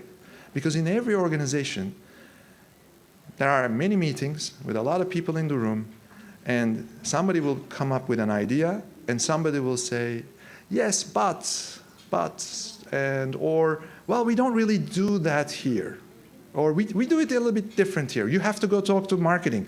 They will not let you do this. Or brand will say this. So a lot of ideas get killed. So this unlearning of that behavior is extremely important. So rather than but, we're using and rather than having meetings with 20 people, we actually reduced the meetings and team sizes significantly to sometimes 3, 4, 5, 6, and said, you can make a decision. All you have to do is inform and don't break rules and government and laws and things of that nature, but you can make a lot of decisions. And that's part of the unlearning. Which gets me to one of the best quotes that I've heard, and it was very impactful when I listened to it. It came from Dick Costolo. He's the former CEO of Twitter. He's the guy who took Twitter from $1 million to $1 billion. And he made this presentation to us at one of our PMI events last year. And he said, organizations, for the most part, think about their legacy. But what they really need to do is understand the legacy, but protect the future. What do you need to do to protect the future? The legacy is done. You are responsible for the future. And it's very difficult to do that in organizations that are 50-year-old, 20-year-old more, because we think that we have a lot of legacy and that we have to respect, which is true, we need to respect it. But that legacy is not going to make our future. So we need to unattach it ourselves sometimes from it, and really, and that's why I put number one, what's the purpose? Really attach to our purpose and restate our purpose in the sense of what it is today and in the future, and look at the future and not the past. So that's the transition that every organization needs to make. The last one is a little bit self-serving, but it is very true. We say organize around projects, and we're not just about projects, we're about strategy execution, but we like the unit of value delivery, and that unit of value delivery in many cases is a project. So what does that mean, organize around projects? Isn't that obvious? Well, it isn't, actually. We are seeing a major shift in the market, and that shift requires organizations to rethink how they think about delivering value to their customers. Most organizations today have a role and a job which attaches to a desk and a person. But in reality, if you look at how organizations deliver the value, they deliver value around projects. So with temporary assignments, with temporary goals and outcomes attached to a project, you have many people, and their role is doing that project right. Not what it says in their job description, right? Because that ties them to a silo, marketing, finance, but their value delivery is a project. But why are organizations not organized that way then, right? So we took that, and now what we do at PMI is we organize around projects. We have very clearly laid out what is we call it value tree. What is our value tree that attaches to a customer result? And how do every project clearly contribute to that value result? Of course, we have programs, portfolios, etc., products. And we actually took the people out of their jobs, and we said, you are now 100% dedicated to doing this. And people said, wait a second, is my job gone when this project is done? We said, no, don't worry about the job. You deliver this, and there will be more, because we're in constant transformation. So we're changing that, and we're actually going to be talking a lot about it, because we are in a project economy. All of us are in the project economy today, and that we need to change how we are structured as organizations. So to summarize, these are simple statements that are very difficult to do, but there is really 7 of them. If you do these right, you're going to achieve a lot. And I haven't really talked about digital or technology that much. I talked a lot about people, teams, and individuals, because at the end of the day, it's the people, teams, and our organizations are all about that deliver anything that is of value to our societies. So if we follow these, change some of the practices that we do, I think we can be more successful than looking at the digital transformation as an adoption of a technology. It's all about the people.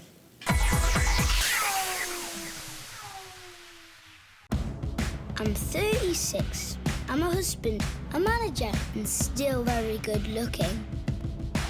In 2 hours, I have the most important meeting of my life. But first, it's time to play.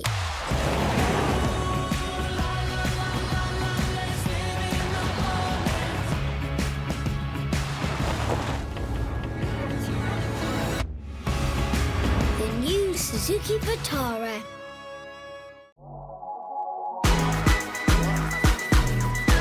The Good Life, your trusted source for useful health and wellness information, lifestyle tips for the mind, body, and soul.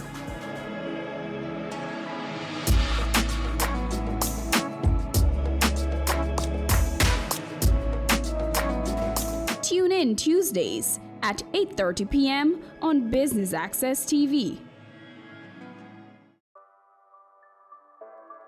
Sundays at 4:30 p.m. It's all about Home Sweet Home.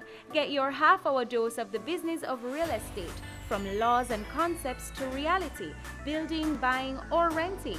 Or what about trends in decor or renovations? Home Sweet Home will keep you up to date.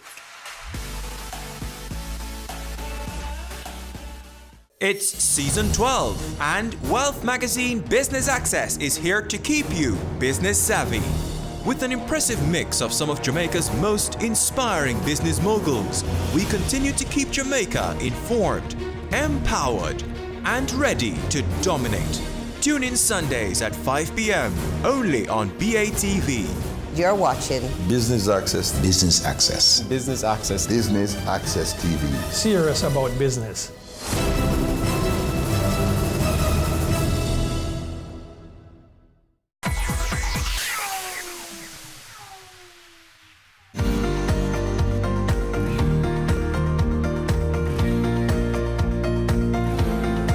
As we contemplate the theme, Agile Leadership for Digital Transformation, the subtext of what we are really saying or asking is, what do we have to tackle today to make tomorrow?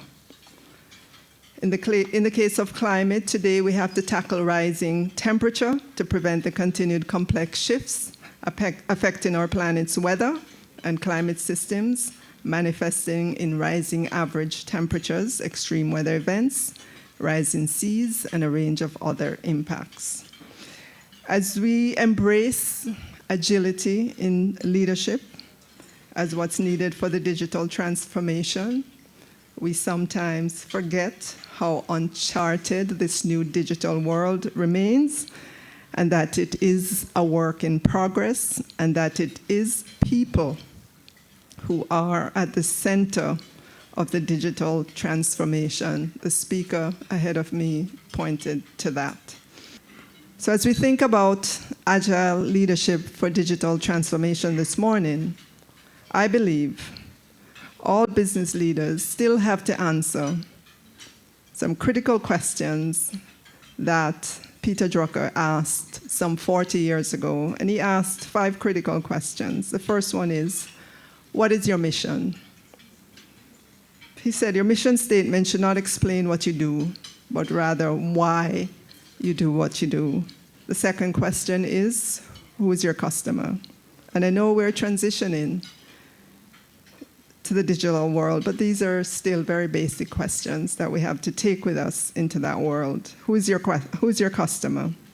He said, you must find out who your customer is and then organize all of your efforts towards meeting their needs and bringing them value, even as you transform digitally. The next question, what does your customer value? And he said this question is probably the most important, The key is that it can only truly be answered by your customer themselves. So you must know what your customers want and need. And what are your results is the next question. You must be able to measure your results in both qualitative and quantitative terms. You must not only know what your results are, but you must have a standard for evaluating them. And finally, what is your plan? Your plan should include your mission statement, action steps, and a way to evaluate your results. And if you can't summarize those points, then you don't have a plan to achieve your goals. Make the transformation to the digital world all you want. Just don't forget that it is the people who are at the center of the digital transformation. It's certainly a pleasure to be here with my co-worker, Dr. Silburn Clark Silburn. Our brief presentation provides more insights from ongoing research at Mona School of Business and Management on the digital transformation imperative. Last year, we reported from the research that few Jamaican firms had declared a digital agenda. And we also reported that the 2018 World Economic Forum's Global Competitiveness Report, and you know Mona School collects the Jamaican data for that. This report indicated that Jamaica's economic growth is being severely constrained by low levels of ICT adoption, low levels of exports, and low innovation capability. You've heard from Murat and certainly the minister, and they make the point that whereas digital transformation is crucial, it is fundamentally about people. Our discussion seeks to answer one fundamental question. What should be done to lead digital transformation towards Vision 2030 Jamaica? Our executive director, Dr. David McBean, and the minister just now has made it clear that digital transformation is not the goal. And we all know that we have a mere 10 years left to achieve Vision 2030. You know, and as just the minister just said, that Vision 2030 seeks to make Jamaica the place of choice to live, work, raise families, and do business. And you also know that although we've made progress, the progress is slow. In fact, the minister has just said that a key part of making good progress is to measure the outcome that we want. And so we have always said at Mona School of Business and Management that the place of choice in this statement needs to be measured explicitly to direct collective effort towards the goal of Vision 2030. Indeed, when you look at the World Economic Forum's report on competitiveness, the top 20 countries in the world have a global competitiveness score of above 77% as the last year. And they're not staying still, 77%. Jamaica scored 58%. And despite improving by 0.5%, we fell one place from 78 out of 140 countries to 79. We know from the report that innovation is at the heart of where we need to improve. The report makes it clear that innovation is especially critical as a driver of productivity, growth, and value creation. And the report defines innovation as the conversion, the generation and conversion of ideas and inventions into saleable goods and services. So it doesn't just stop with research and development. It's generating value from it. There is good news in that a recent survey, global survey conducted by Deloitte, revealed that a large majority of companies across the world are not ready to renew their business models or embrace the technologies associated with the fourth industrial revolution. And what this means is that if we can step up our game, we have an opportunity to boost our competitiveness towards Vision 2030, somewhat ahead of the pack. However, it requires all hands on deck. It's not just about government. It's also about the private sector and every other stakeholder. Your business matters. Business Access TV offers you the most innovative and effective advertising solution for your business, specializing in B2B sales, cost-effective solutions, the customers you want, the repetition you need.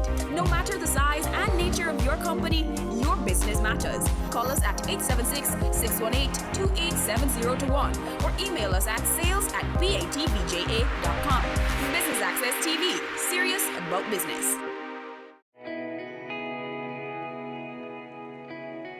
Every day you wake up, you have another opportunity to make this little island better, safer, a place where we all can be proud to call home. It's time we all recognize that every little thing we do has an impact on the Jamaica we live in now and the country we're leaving for our children. So promise me this, promise yourself this: no more will we tolerate criminals, even if it's our relatives. Tell them they're doing something wrong. Tell them to stop. Tell them no more robbing our children of the Jamaica they deserve. Tell them no more crime.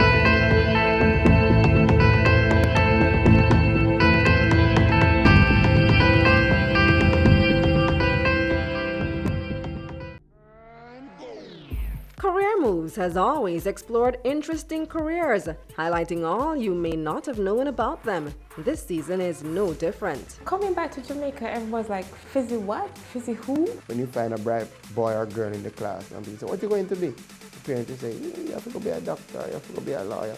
Nobody says you have to go be a politician. Let me see your hands! Tune in Tuesdays at 8 p.m. on Business Access TV.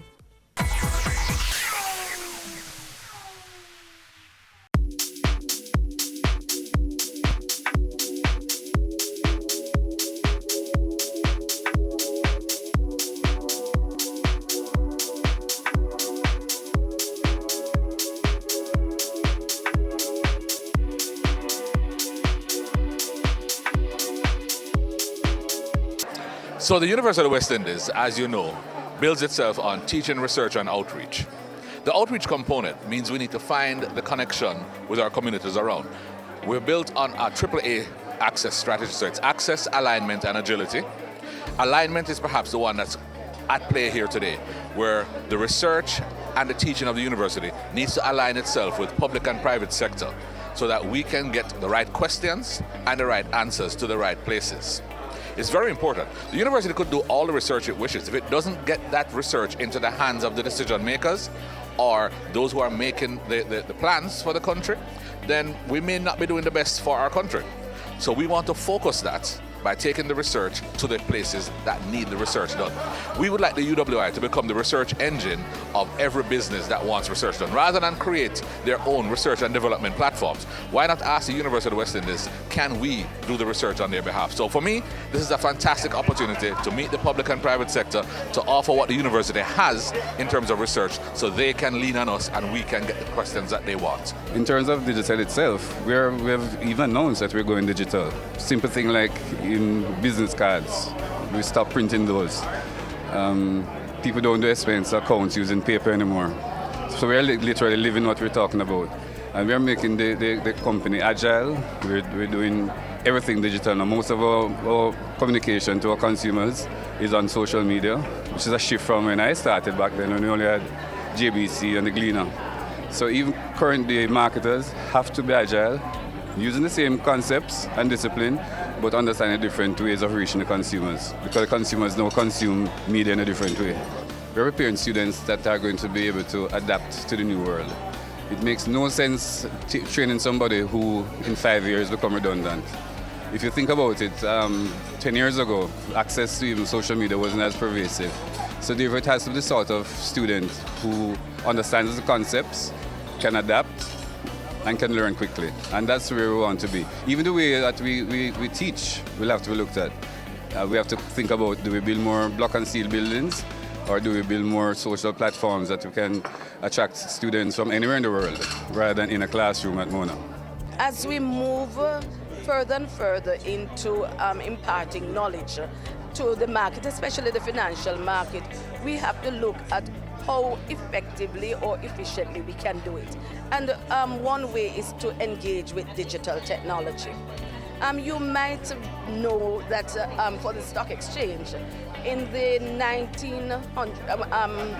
1990s, we had issues with how our market was perceived in terms of transparency, in terms of just effectiveness.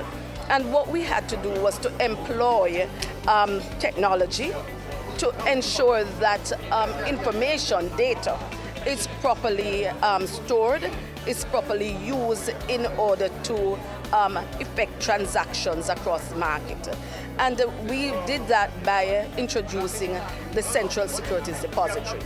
Then we moved on, coupled with that, to the trading platform, moving from an outcry to using technology and the digital age to ensure that there was transparency and ease of doing business in the marketplace. We spoke a lot about what agile leadership means, and I talked about 7 tenets about agile leadership. And to summarize it, it really boils down to people. We talk a lot about disruption, a lot about technology, but one thing that this technology and disruption has common is that it democratizes for everyone and gives access to anyone with a good idea to make that idea a reality. And I think that's the fundamental takeaway. It's all about people, it's all about ideas, and how do you get that done?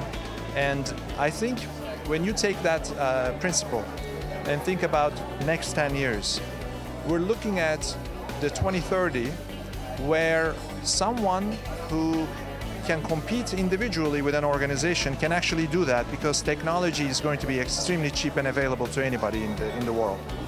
That's the democratization part of technology. So technology will be very pervasive, and for those individuals that can understand and know how to use it, it's going to make them a competitor to an organization with large assets. And that's, I think, very important for Jamaica to think about what that means, because Jamaica is obviously a country with a lot of investments and income coming from tourism, less about exports and less about technology. But now, if you think about the next 10 years, you have an opportunity to leapfrog. Because if you invest, for example, in the education and training of the individuals that can take the technology and use it to make something concrete and a result happen, I think Jamaica can make a huge progress over the next 10 years and really compete with the giants of the world.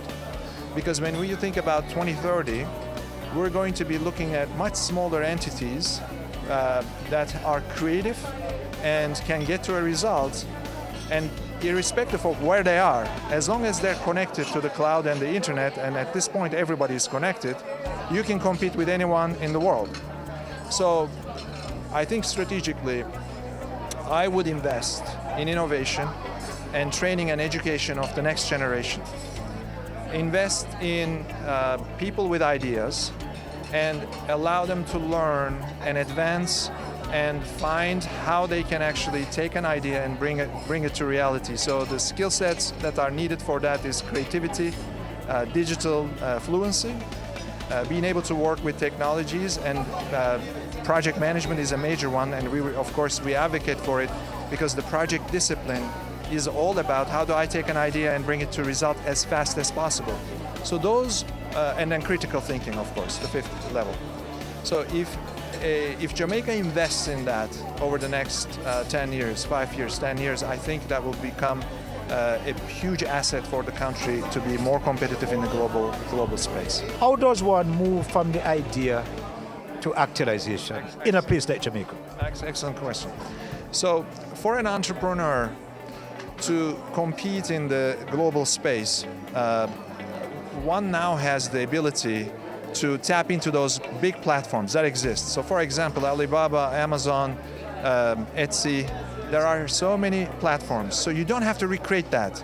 All you have to create is what is my value proposition using those platforms and really focus on that, right? As an entrepreneur, the opportunity is how do I organize myself to be participant of those platforms, and how do I then connect the value that I can deliver through those platforms to global customer base using the resources that I have available to me in Jamaica. If an entrepreneur focuses just on that question and starts creatively brainstorming, I think the answers will come, and that's all they have to do. I think what is really important to consider is we need to believe in ourselves and we need to invest in ourselves, because none of us have learned this in school. When I graduated, frankly, I'm going to age myself, I'm 48. It's many, many years ago, and nobody taught me the skills that I have today to be able to compete in today's world. So similarly, one takeaway is how do I invest in myself? And the resources are vast. The resources that organizations such as PMI provides is very, very cheap, sometimes free. There are other resources like Khan Academy, etc.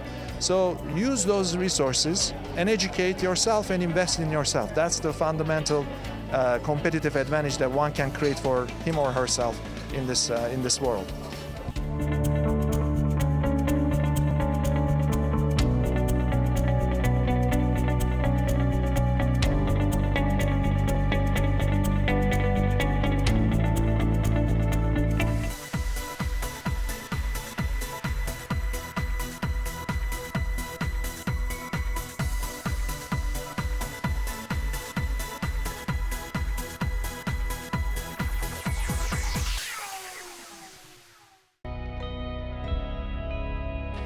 The business community has suffered tremendously due to extortion. Some have not just lost their businesses, their jobs, but lost their lives.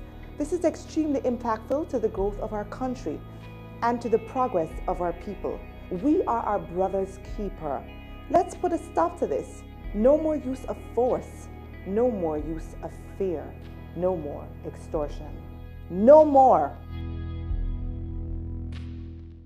They say it takes a village to raise a child, but the world will one day need the leadership of that child. The time you spend with your child matters. It stimulates their minds and shapes the way they act. Talk with your children. Help them to better understand the world around them and to value what is truly precious. Above all, the most valuable gift you can give them is love. Play, talk, teach, love. Take the time. It makes all the difference. A message from the Parenting Helpline and Ad Council Jamaica. We are back with another exciting, innovative and inspiring season. It takes a lot of stick-to-itiveness, being consistent and persistent in whatever you're doing. That's the bottom line. Business exists to add value to people's lives. And if we're not doing that, might as well we lock down the store and just call it a day.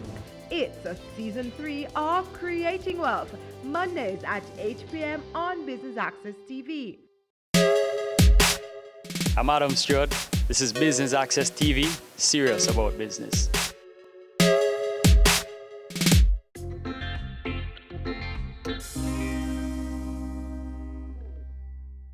This week on Chill Spot, it's all about getting fit and staying in shape with Patrice McHugh, CEO of Bars to Go and Jamaica's first master mixologist. She'll be taking us to Spartan Health Club for a workout, and then later on it will be on to a fabulous evening of exquisite food and drink. Stay tuned.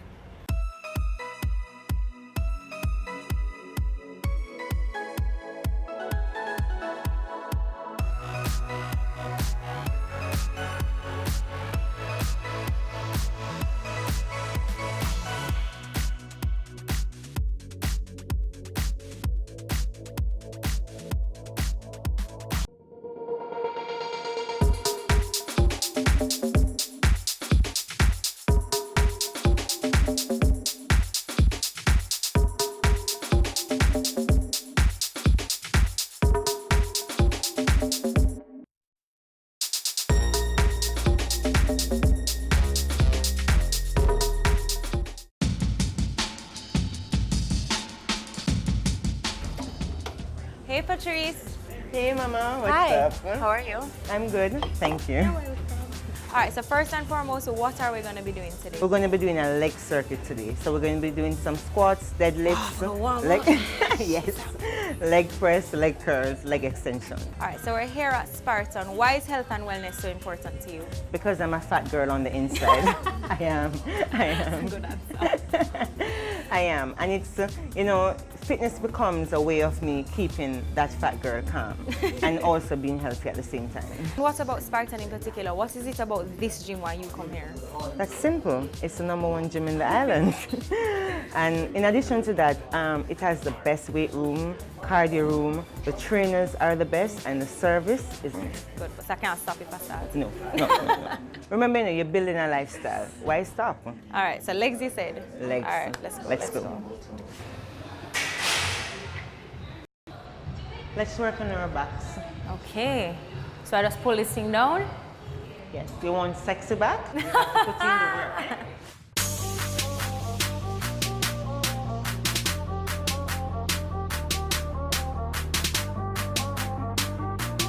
So Patrice, what is it exactly that you do? What is a master mixologist? Okay.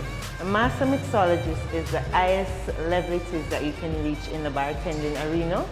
So it's something that the USBG, which is the United States Bartending Guild, came out with in 2009, and it's basically a bartender becoming a chef behind the bar.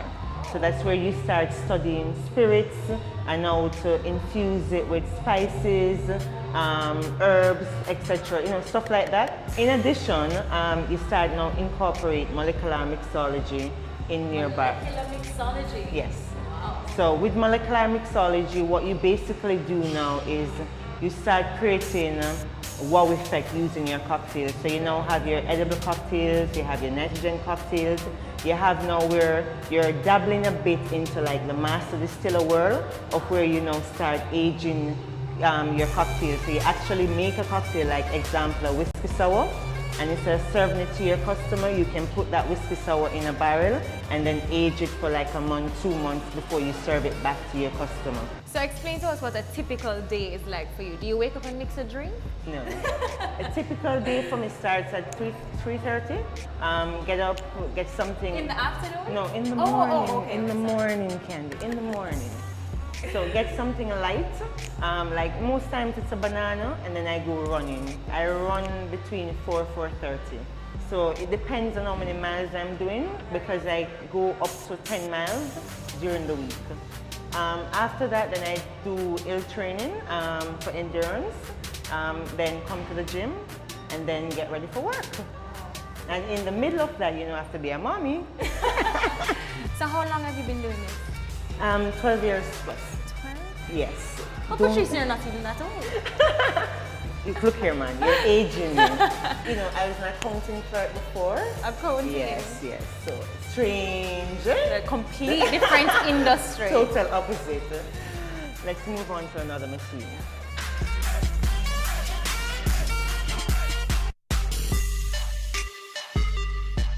Patrice, 12 years in the industry, but when did Barsico actually start? In 2005. 2005. So what would you say are some of your greatest successes? In 2009, I was featured in the Wall Street Journal. Wow. Yes. For, you know, mixology. In 2011, Don Ula came out with a recipe book where they feature the world's greatest mixologists. And I was also featured in that, where I had to submit a recipe. And I did the Reposado Lightning, which was a dedication to Usain at the time because he had just won the Olympics. And then in 2012, I was one of the 50 on the 50 recipients. Oh, the PSOJ 50 The on the PSOJ 50. 50, Congratulations, exactly. Pat. Thank you. Those are amazing feats. And you're just so young. And what would you say are some of your challenges then in getting the business off the ground or just being a woman in business? All right, some of my challenges in terms of business is always trying to compete with a bigger company. As a young entrepreneur, you know, and a small business owner, you know, it's very hard for you to compete with larger companies. So you have to come up with creative ways in terms of keeping the business alive. Another challenge I had, which from time to time becomes an issue, is credit facilities. You know, credit facilities are asking entrepreneurs for a whole heap of stuff. And as an entrepreneur, if you want, you know, something from them, where are you going to get it from? That's the reason why you're going to them. It's a little more difficult. Exactly. I would say those two. You're set. I'm up. I hope I can do the weight, the weight that Patrice is doing. It's not that bad. Come on, it's not that bad. So this is a male-dominated field, you'd say.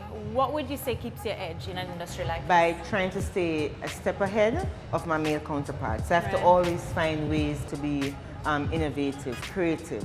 And that's how our training academy was started, Barsico Training Academy. You have that too? Yes, we do. Wow. So what I did is we started the Hospitality Academy that does hospitality training. So we do bartending training, and not only just regular bartending training, but we take it a step further.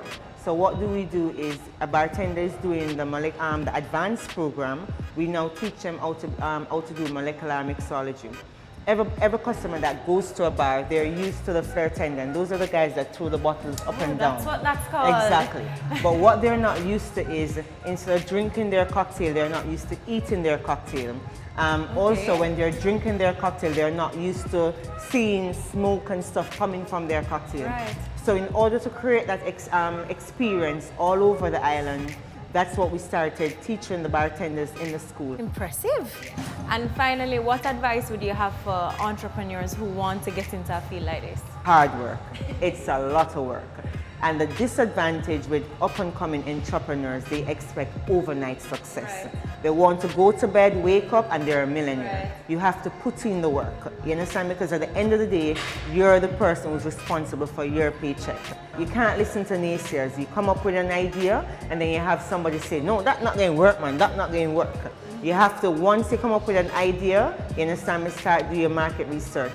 Put together your marketing plan, and then execute the idea. And then don't procrastinate. And that's one of the biggest disadvantages that we entrepreneurs have.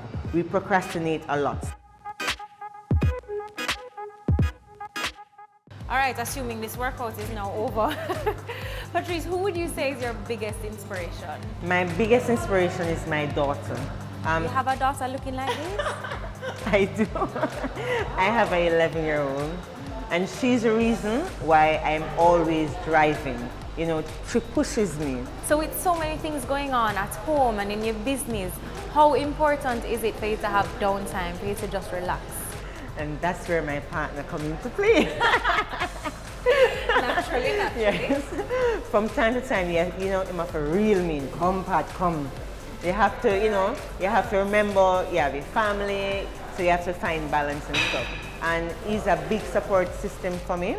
I'm very thankful and grateful for the support that he lends and for always trying to bring me back down to earth, like, you know? Just like a partner should. Yes. What would you say are your goals for the future, personally or professionally? Professional goals is we're expanding the school, and I'm also getting married in a couple of months. Getting married, congratulations. Thank you. Can you give us any wedding dates? Let's just say, in a couple of months, I'll now be called Mrs. White. That's all. Thanks.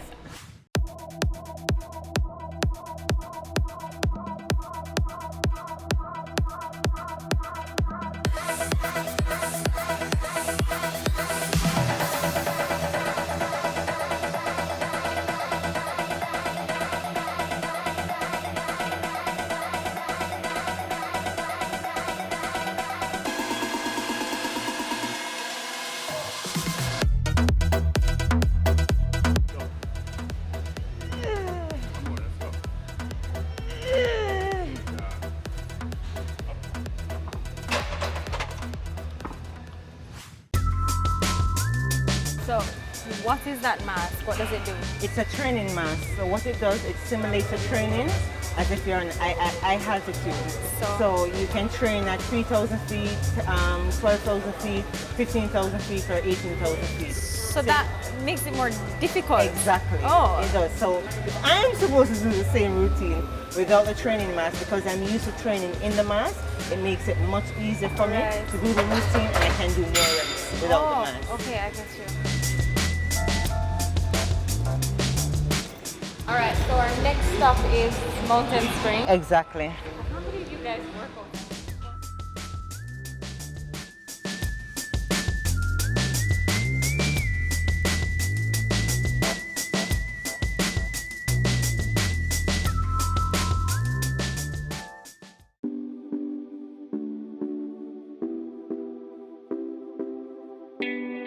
So what specifically do you do when you come up here? We do training with resistant bands, ropes, etc. I'm not going to do that. Of course.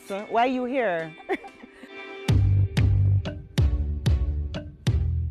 It's Island Hour, it's Island Hour, it's Island Hour. Bullseye for Eyes Summer Sale. Try your luck at the Bullseye and get up to 40% off your frames. Land on the Bullseye and your eyeglasses are completely free. This summer, July 15th to August 31st, everyone is a winner at Island Eyewear. Conditions apply. Call 630-1180 or visit islandeyewear.com. Island Eyewear. Your price, your style.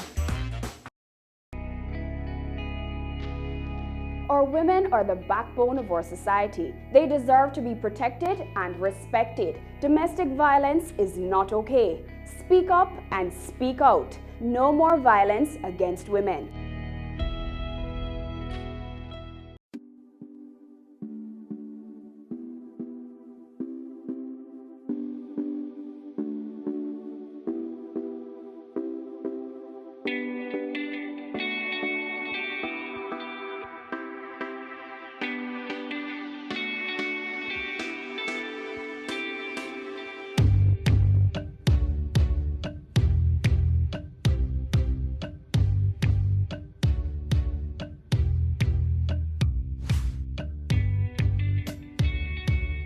So Patrice, you brought us up here to Mountain Spring. Where exactly are we?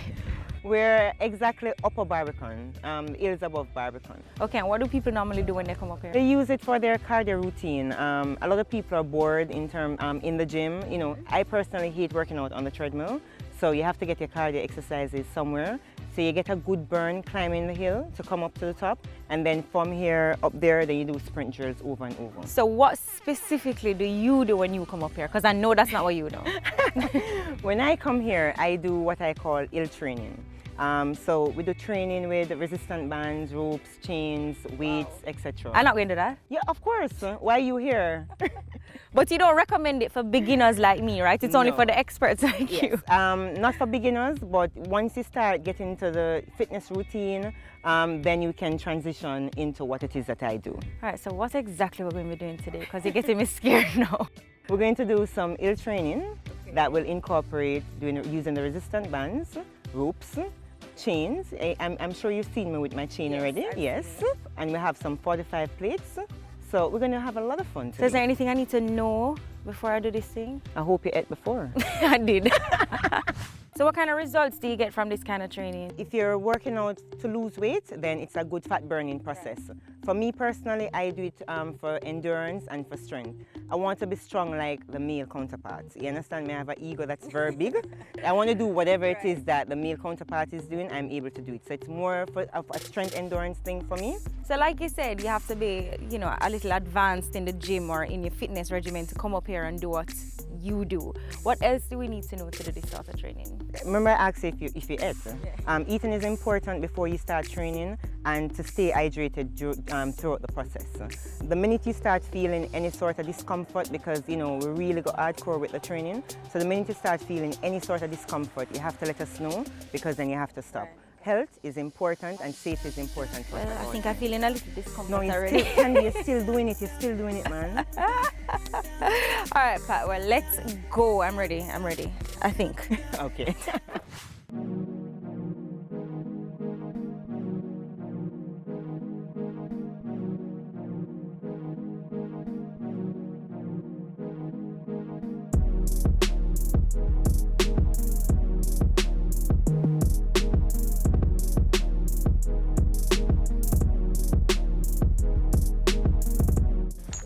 Ready? Oh, Jesus. Go.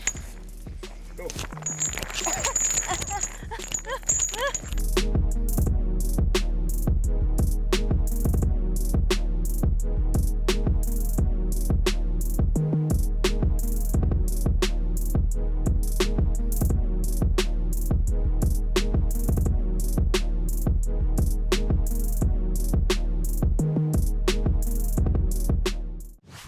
Well, Pat, I don't know about you, but it was a pretty intense workout and I'm ready to have a drink and just cool off later. So we're going to be linking up, right? Definitely. All right, good. Later. Yeah.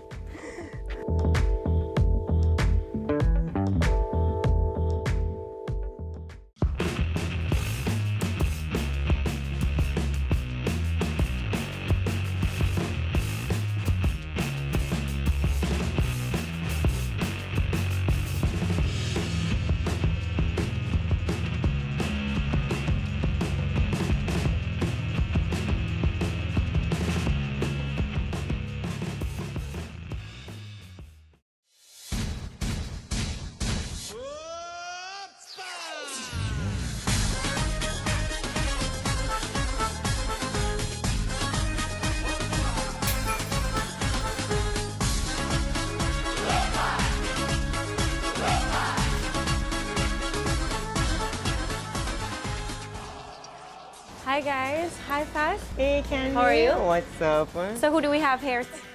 This is Tess Marie, Dawnit, and Janelle. Hi guys, so how do you guys know each other? Or know Pat, I should say. Well, I've known Pat for more than 15 years, so I'm probably her longest friend. Boy, Tess just aged me. Tess? Oh my God. I've known her for more than 15 years, yes. Pat and I go way back. Thank you, Tess. You're very old. Thank you. We had a mutual friend. Let's get to the details. That sounds juicy, you know. How was about you? Oh, you guys train together? Yes, we did a little bit of that today. Not much. So what else do you guys do for fun? Well, we get together a lot and try different restaurants, hang out at Pat's house, you know, girl talk.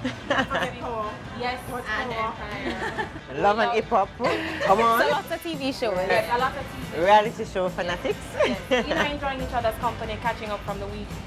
I know I was talking to Pat earlier today and she mentioned that she'll be getting married soon. So are there any bachelorette plans? Spill the beans.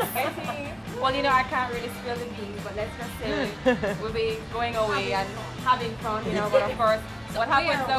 Where are you guys We're going to Miami and probably somewhere. It's actually two parties. We have one in Miami and we have one here in Jamaica. Most of my bridesmaids are from the States.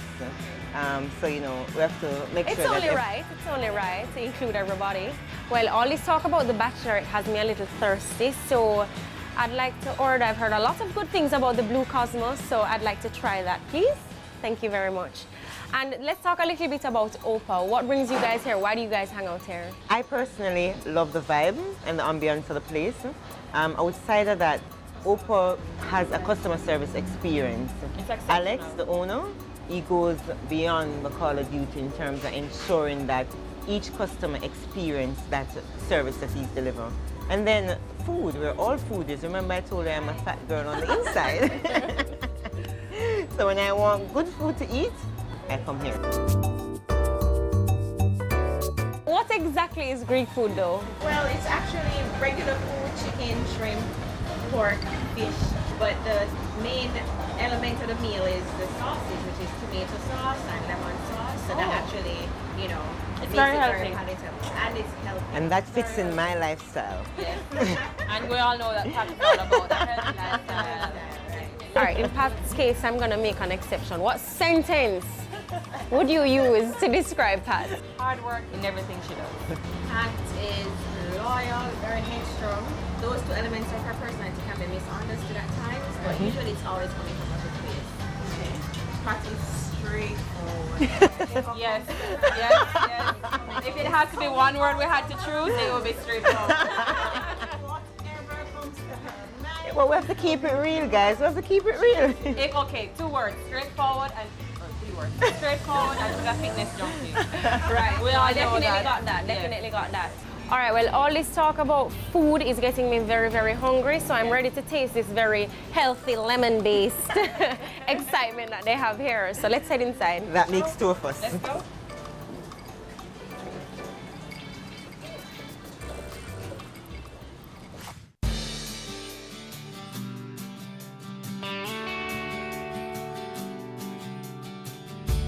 How would you describe yourself? I'm a no-nonsense person. No nonsense. I get straight to the point.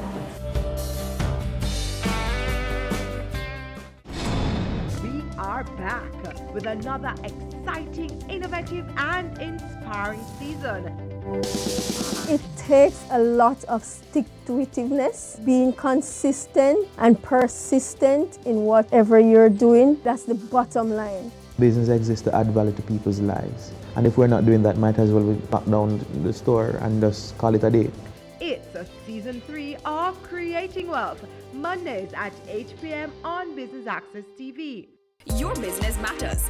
Business Access TV offers you the most innovative and effective advertising solution for your business, specializing in B2B sales, cost-effective solutions, the customers you want, the repetition you need. No matter the size and nature of your company, your business matters. Call us at 876-618-2870 or email us at sales@batvja.com. Business Access TV, serious about business.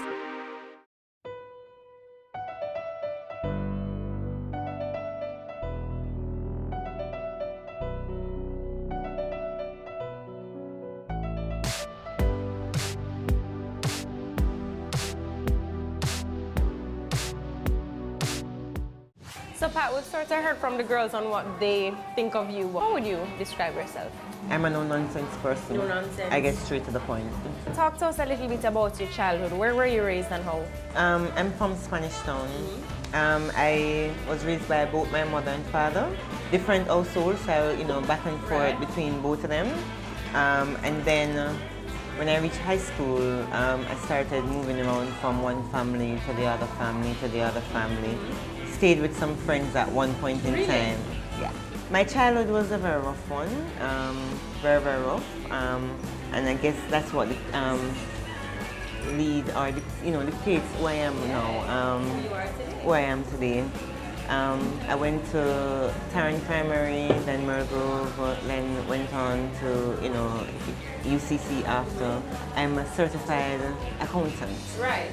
I think you mentioned that earlier. Then I got into the bar service business. Right. What about siblings? Do you have any siblings? I have 3 brothers.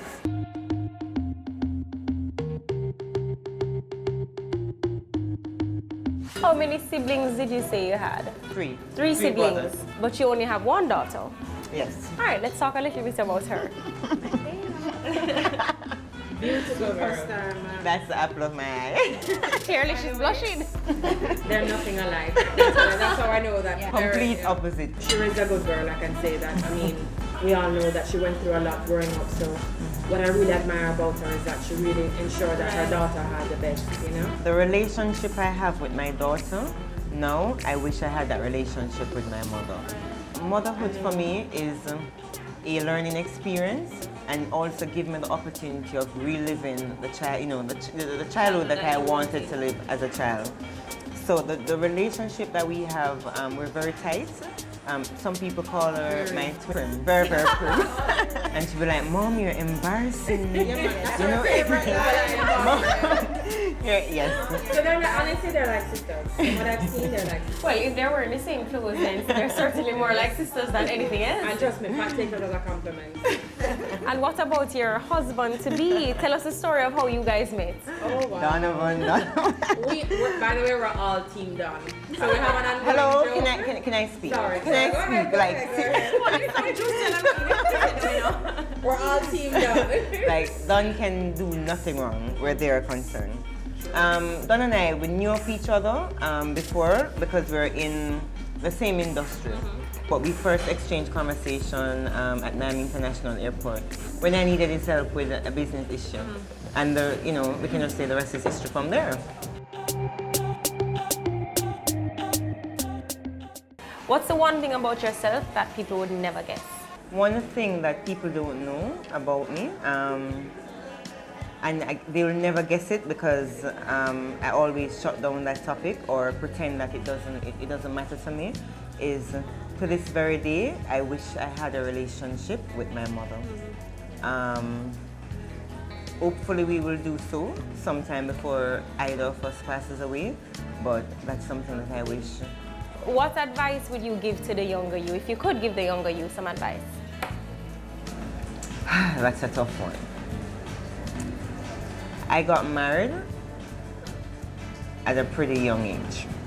I got married when I was 19 years of age. And if I could go back in the past to my younger self, I'd tell my younger self to wait. To wait. Yeah. I can respect that.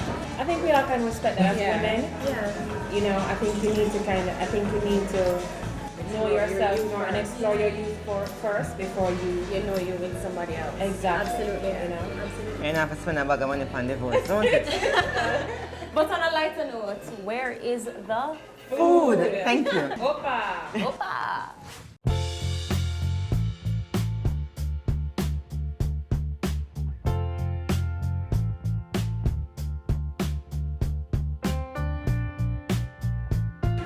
Should we say our prayer or blessing? Yes, absolutely. Heavenly Father, we thank you for bringing us here together as friends, old and new. And we ask that you allow our bodies to use this food that has been so graciously prepared for us, dear Lord. And we give you thanks and praises. In Jesus' name we pray. Amen. Amen. Thank you, Jesus. Beautiful.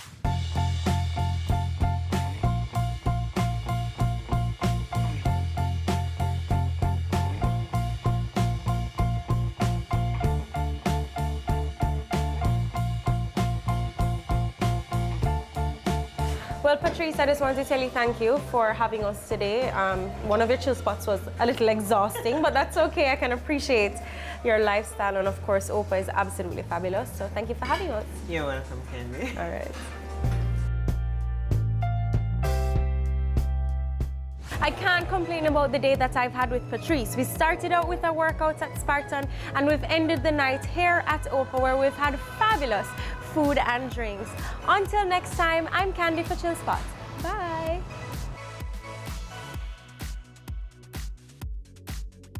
Patrice did this at 10, but I'm clearly much stronger, so I'm moving this down to 40. You're capturing that? So, no! Woo! I can barely lift this. All this bachelorette talk has me a little thirsty, so I forgot the name of my drink. What name? Blue Cosmo. Okay. So what the blah blah blah blah blah blah blah. What kind of restaurant is it though? It's a Greek restaurant. So what is Greek food exactly? Oh, yeah, I have to know. What should I get technical now? But Jesus! I want this one!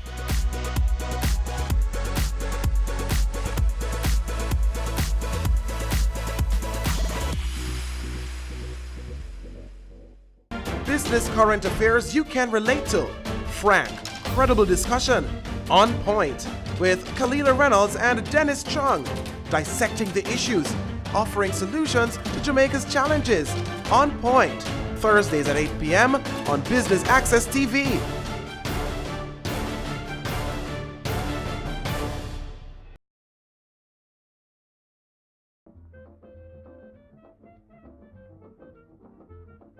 Today on Cameo, we take to the stage and look behind the curtains of Jamaica's theatre industry. We explore the importance of continued support to our local theatre spaces and get some insight on what it takes to start a business in the performing arts industry.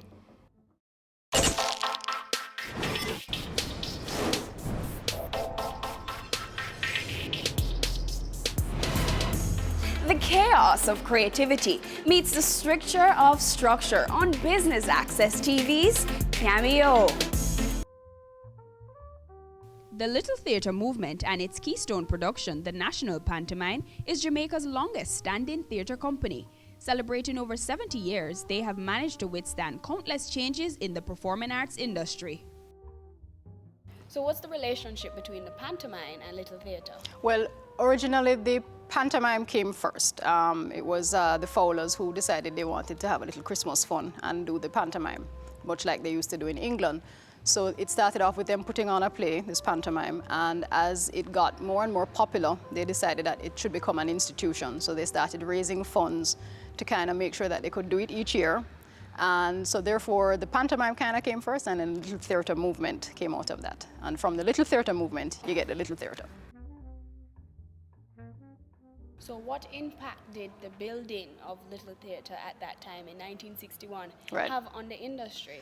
Well, what it was is that even in the early days, you had the ward, you had a couple little theatres here and there, but it was always a difficulty in finding space that they could manage. And it was the Fowlers' dream to have a space of their own. So even though they were still committed to opening at the pantomime down at the ward each year, they wanted another space that persons could make access of. What are some key features of Little Theatre? Well, the Little Theatre is one of the few places that have what we term as a fly tower, which means that we're able to get the backdrops to go up into the ceiling, as opposed to most places where you either have to draw the curtain across, which is what they call a traverse. So like the front of a house can come down from the roof, and that means we have less clutter backstage because we can just literally fly it up into the ceiling. It's also one of the largest spaces. We have space backstage for persons to make use of. There's a green room area, there's a holding area. So like when the kids come in for like a school concert, there's a holding area where they can be kept until they come on stage.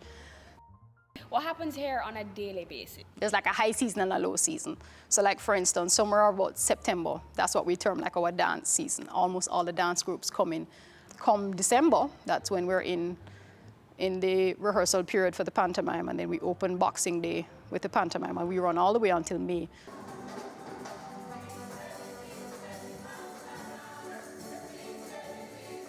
So how does the National Pantomime continue to affect the operation of Little Theatre? Well, it's an interesting thing. The Little Theatre movement is a non-profit organization, so literally whatever we make one year goes into the next year.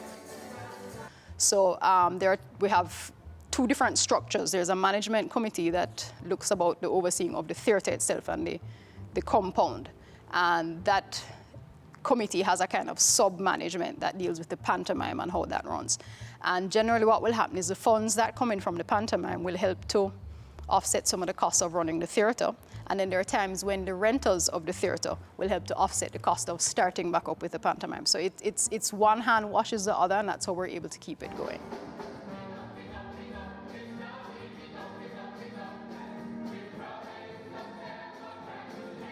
So how does Little Theatre movement and the National Pantomime differ in terms of how they operate business-wise? The theatre, the LTM, the managers and the theatre owners definitely have to make sure that bills must be paid, money must be brought in, and in order to keep it going.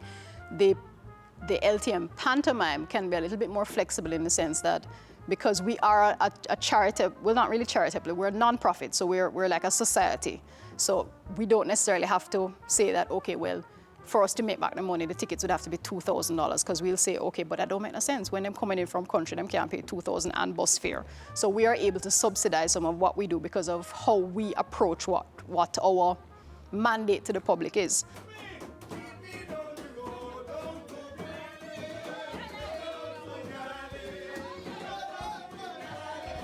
So what changes have been made over the years to the business model? We've had to kind of put in place more structures than before because things change.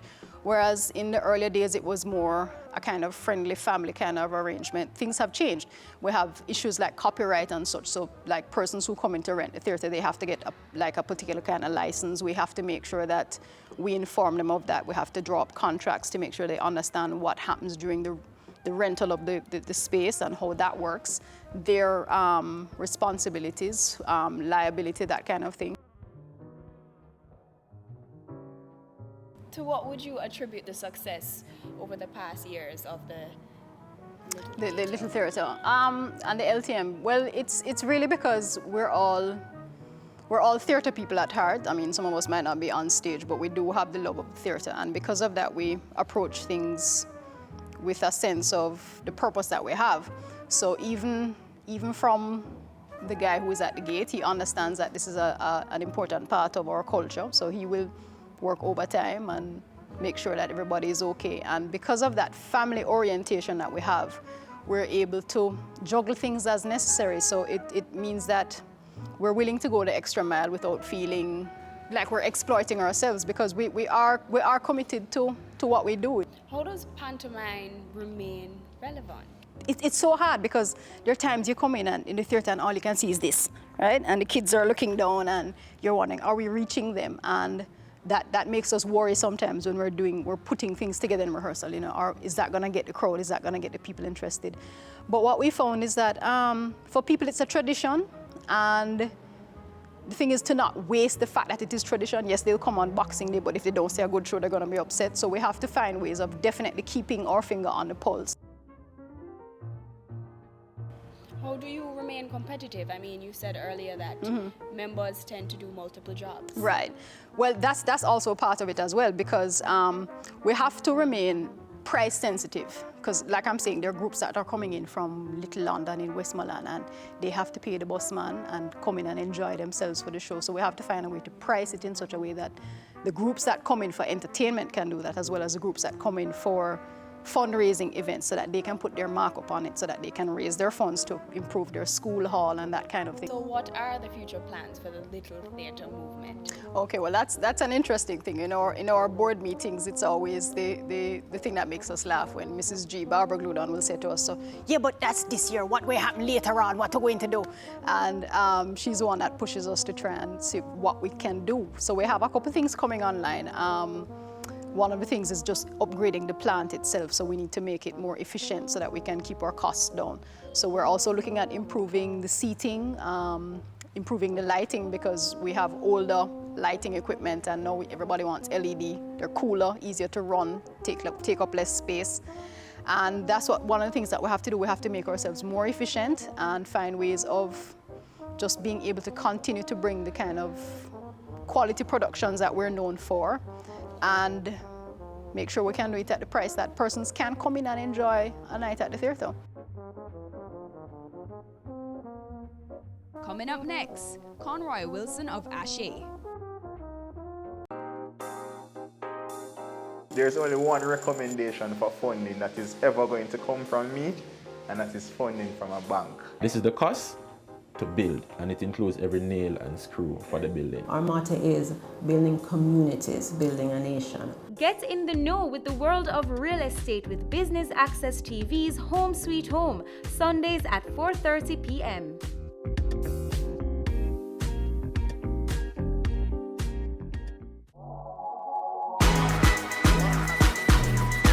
The Good Life, your trusted source for useful health and wellness information, lifestyle tips for the mind, body, and soul.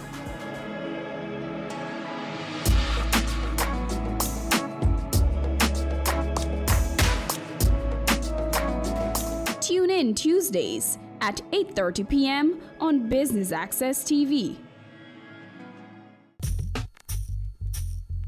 Ashe is widely known for many of their successes on stage.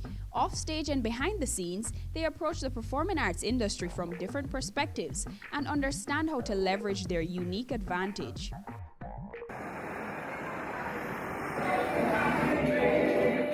Ashe started out doing a lot of original stuff. Back in Little People, we were doing musicals from Broadway. We were redoing musicals from Broadway. When we started Ashe, we started doing original stuff. It's the genesis of one of the productions that probably made Ashe very popular, which is called Vibes in a World of Sexuality.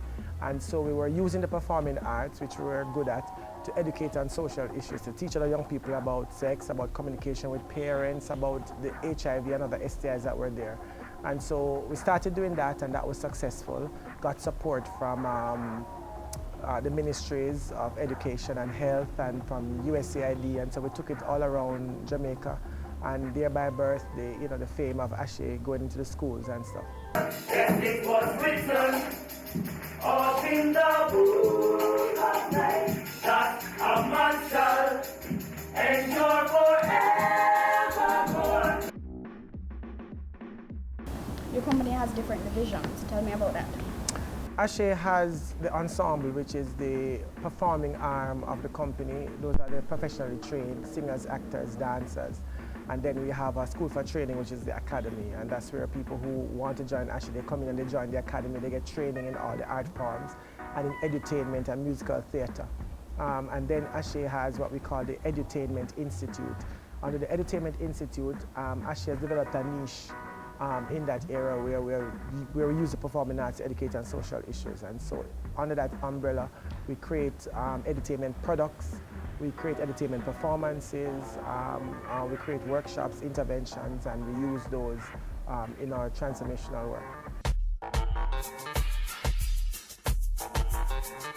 Ashe has a core group of members who are performers at core, but they're also trained what we call edutainment intervention specialists. So we do a lot of projects using the performing arts in our edutainment realm to support various ministries, especially the Ministry of Health, in reaching some populations and young people that they can't reach or they don't have the kind of capacity to reach. Ashe's role is key because Ashe is one of the few organizations that provide some kind of employment for young artists who sing, act and dance in that kind of way, and Ashe combines all the art forms. So based on what we do, we also engage musicians, we engage people who learn technical theater in terms of lights and sound. And so the creative industry, the whole gamut of the creative industry has to be included because Ashe has a training arm, Ashe has a performance arm, Ashe has a theater, Ashe uses the performing arts to educate on social issues, so you get a little bit into education, a little bit into health. So you can find that this kind of wholesome approach benefits the creative industry in a huge way because it gives an avenue for people, for young people to do something that comes natural for them and that they can develop in and make a living and contribute to our society. Hold him, Joe, and let him go. Hold him, Joe, and let him go. The donkey won't watch out. Hold him, Joe. A couple of years ago when we had the recession happening and people were pulling back in terms of what they were spending, we decided to look at what was our strategic advantage, our competitive edge, and we decided that edutainment was our niche. And so we started to focus more on our edutainment and our entertainment because when we looked around and see if people are going to cut back from a function, the first thing that they look at cutting is the entertainment because the function can go on without that. And so out of focusing on our niche, which was edutainment, which would make Ashe stand out in the market against all the others, we were able to try and source partnerships for organizations that were looking to try and reach various communities that they weren't reaching, and the performing arts provides a means to do that. And so because our members were already trained intervention specialists and could use the performing arts to teach on social issues, we solicited contracts to be able to provide that support for communities, and that is what kept us going during those lean years, and that has also continued to keep us going. Following in the footsteps of the Little Theatre movement and securing their own home, Ashe has begun a rebranding process to stay relevant in the market. 3 years ago, we had a strategic plan which was to own our own space. That was one of our strategic plans. And so through our partnerships with local and international donors, we were able to leverage providing the service that we provide in the performing arts, using the performing arts to reach various communities. to be able to attract some kind of support. How do we now put ourselves back out there, given that we now have a firm, steady location? And so we have started to do that with the production called Deadlift.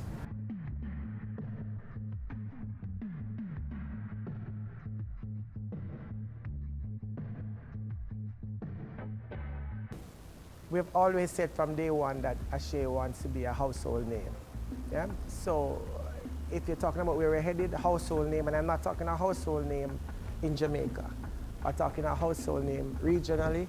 I'm talking a household name internationally. The intention and one of the places we want to go is to be able to set up our center as a multicultural facility.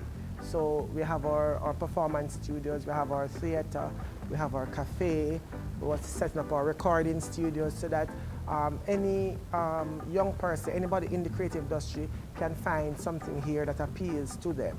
We're also looking to set up our edutainment institute, and that is where people who are now interested in the performing arts but also want to use it for social good. And want to be able to learn and practice and teach and share and create products can also come to that institute and benefit from it and share in it.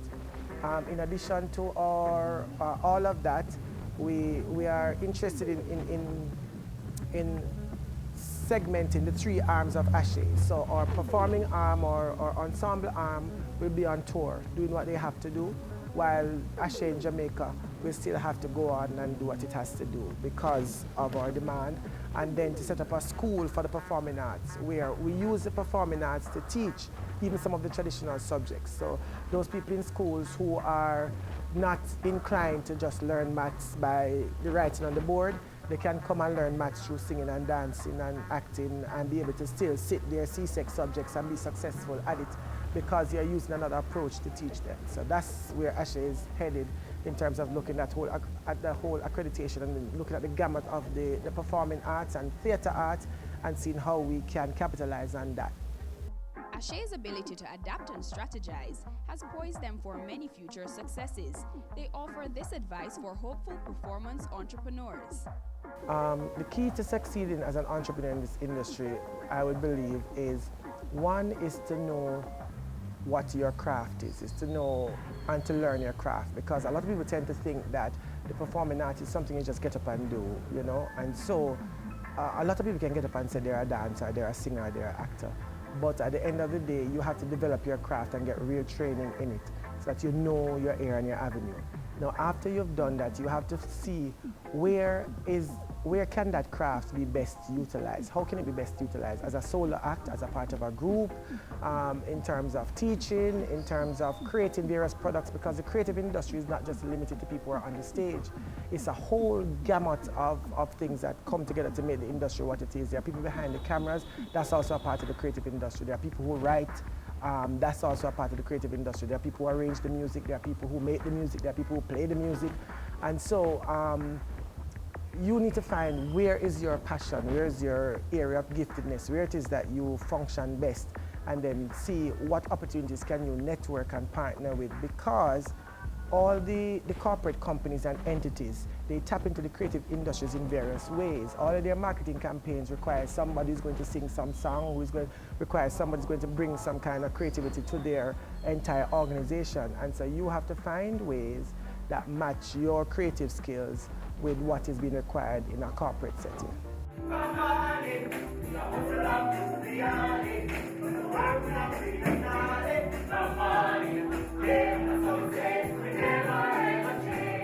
Up next, Dahlia Harris, DMH Production.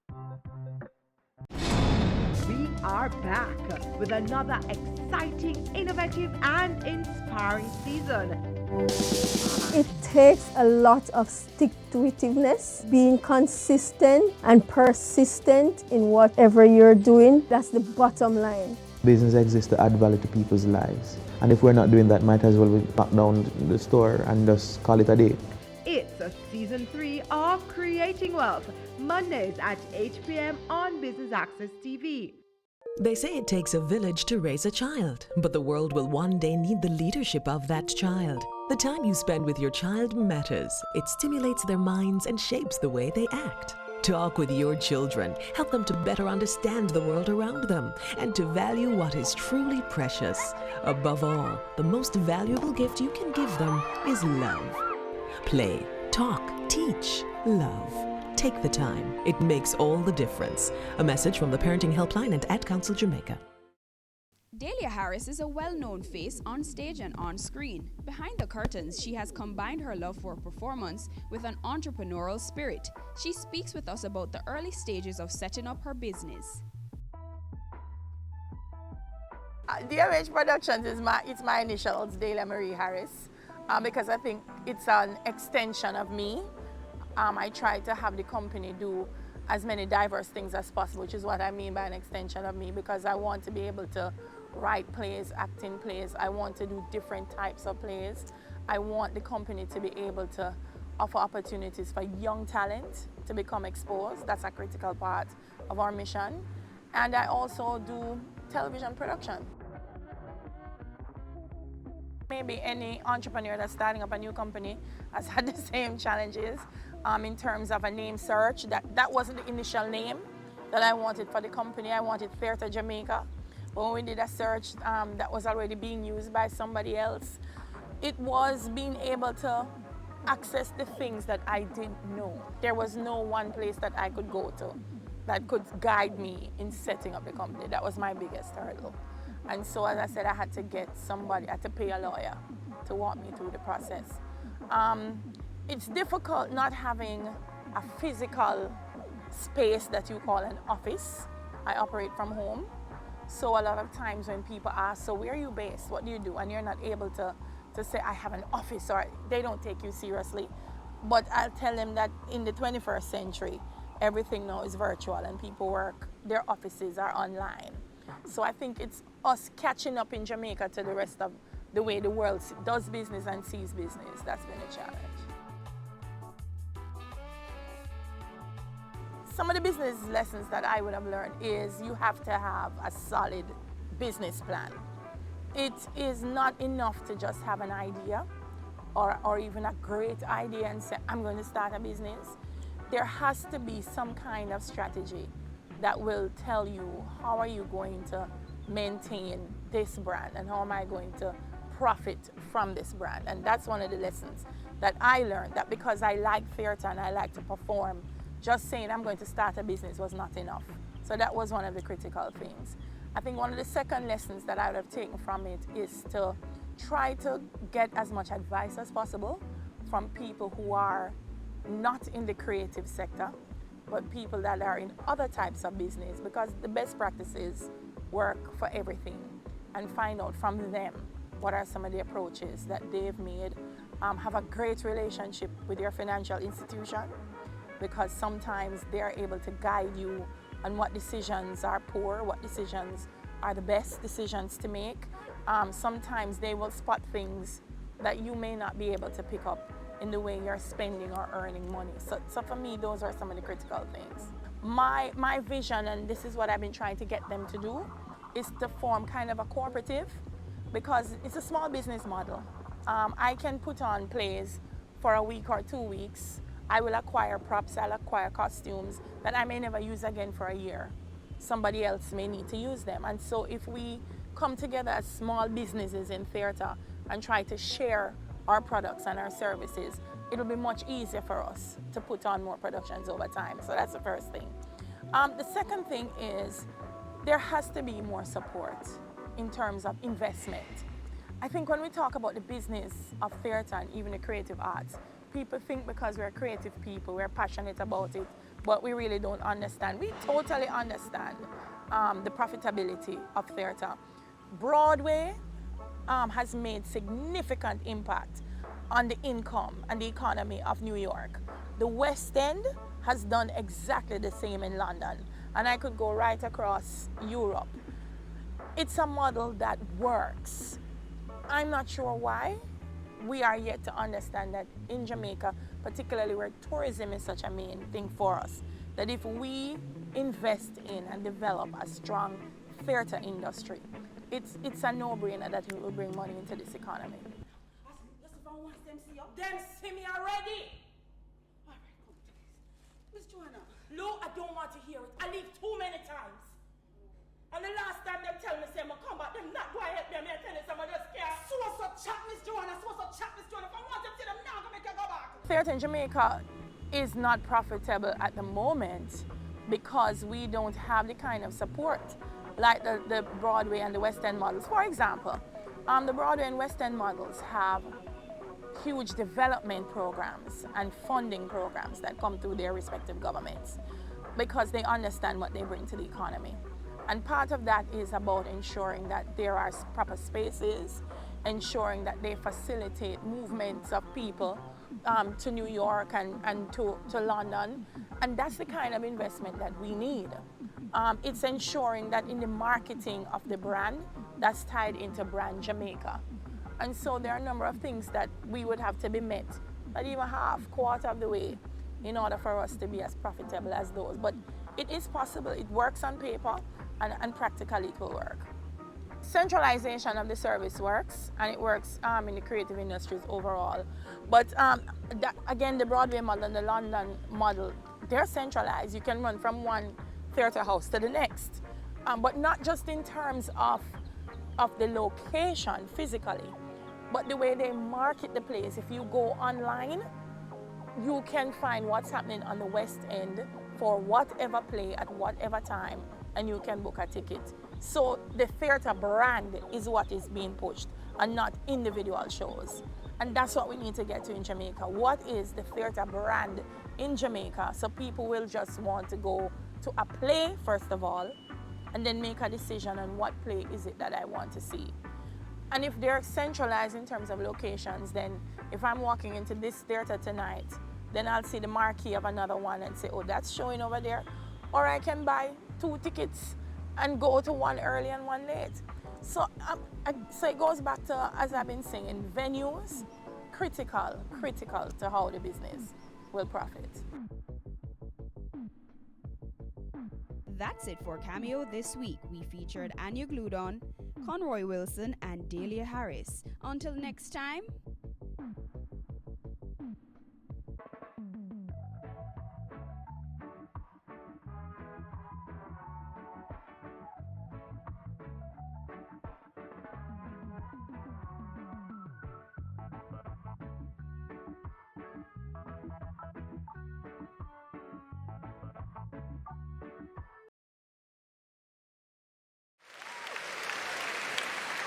I do have a dream, and I know you have a dream, that we can make Jamaica the place of choice for you to choose to live, to work, to do business.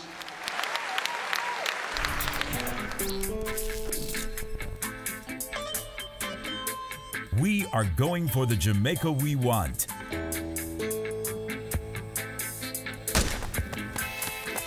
Making steady progress to achieve the Sustainable Development Goals in our National Development Plan, Vision 2030 Jamaica.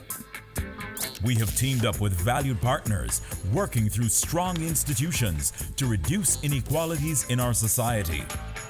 We commit to being responsible in our production and consumption, ensuring we build sustainable communities in harmony with nature. Jamaica is making significant strides in providing quality, lifelong education for all, enabling our people to be engaged in decent work to drive economic growth, equipping men and women with the skills to build resilient infrastructure, promote sustainable industry, foster innovation, and utilize new technologies.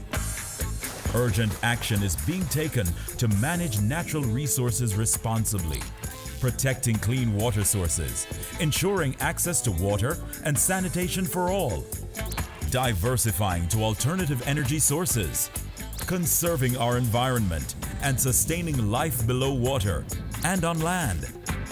Jamaica is making moves to ensure healthy lifestyles for the well-being of our people. We're promoting sustainable agriculture to achieve food security, improve nutrition, and end extreme hunger, putting in the work to end poverty in all its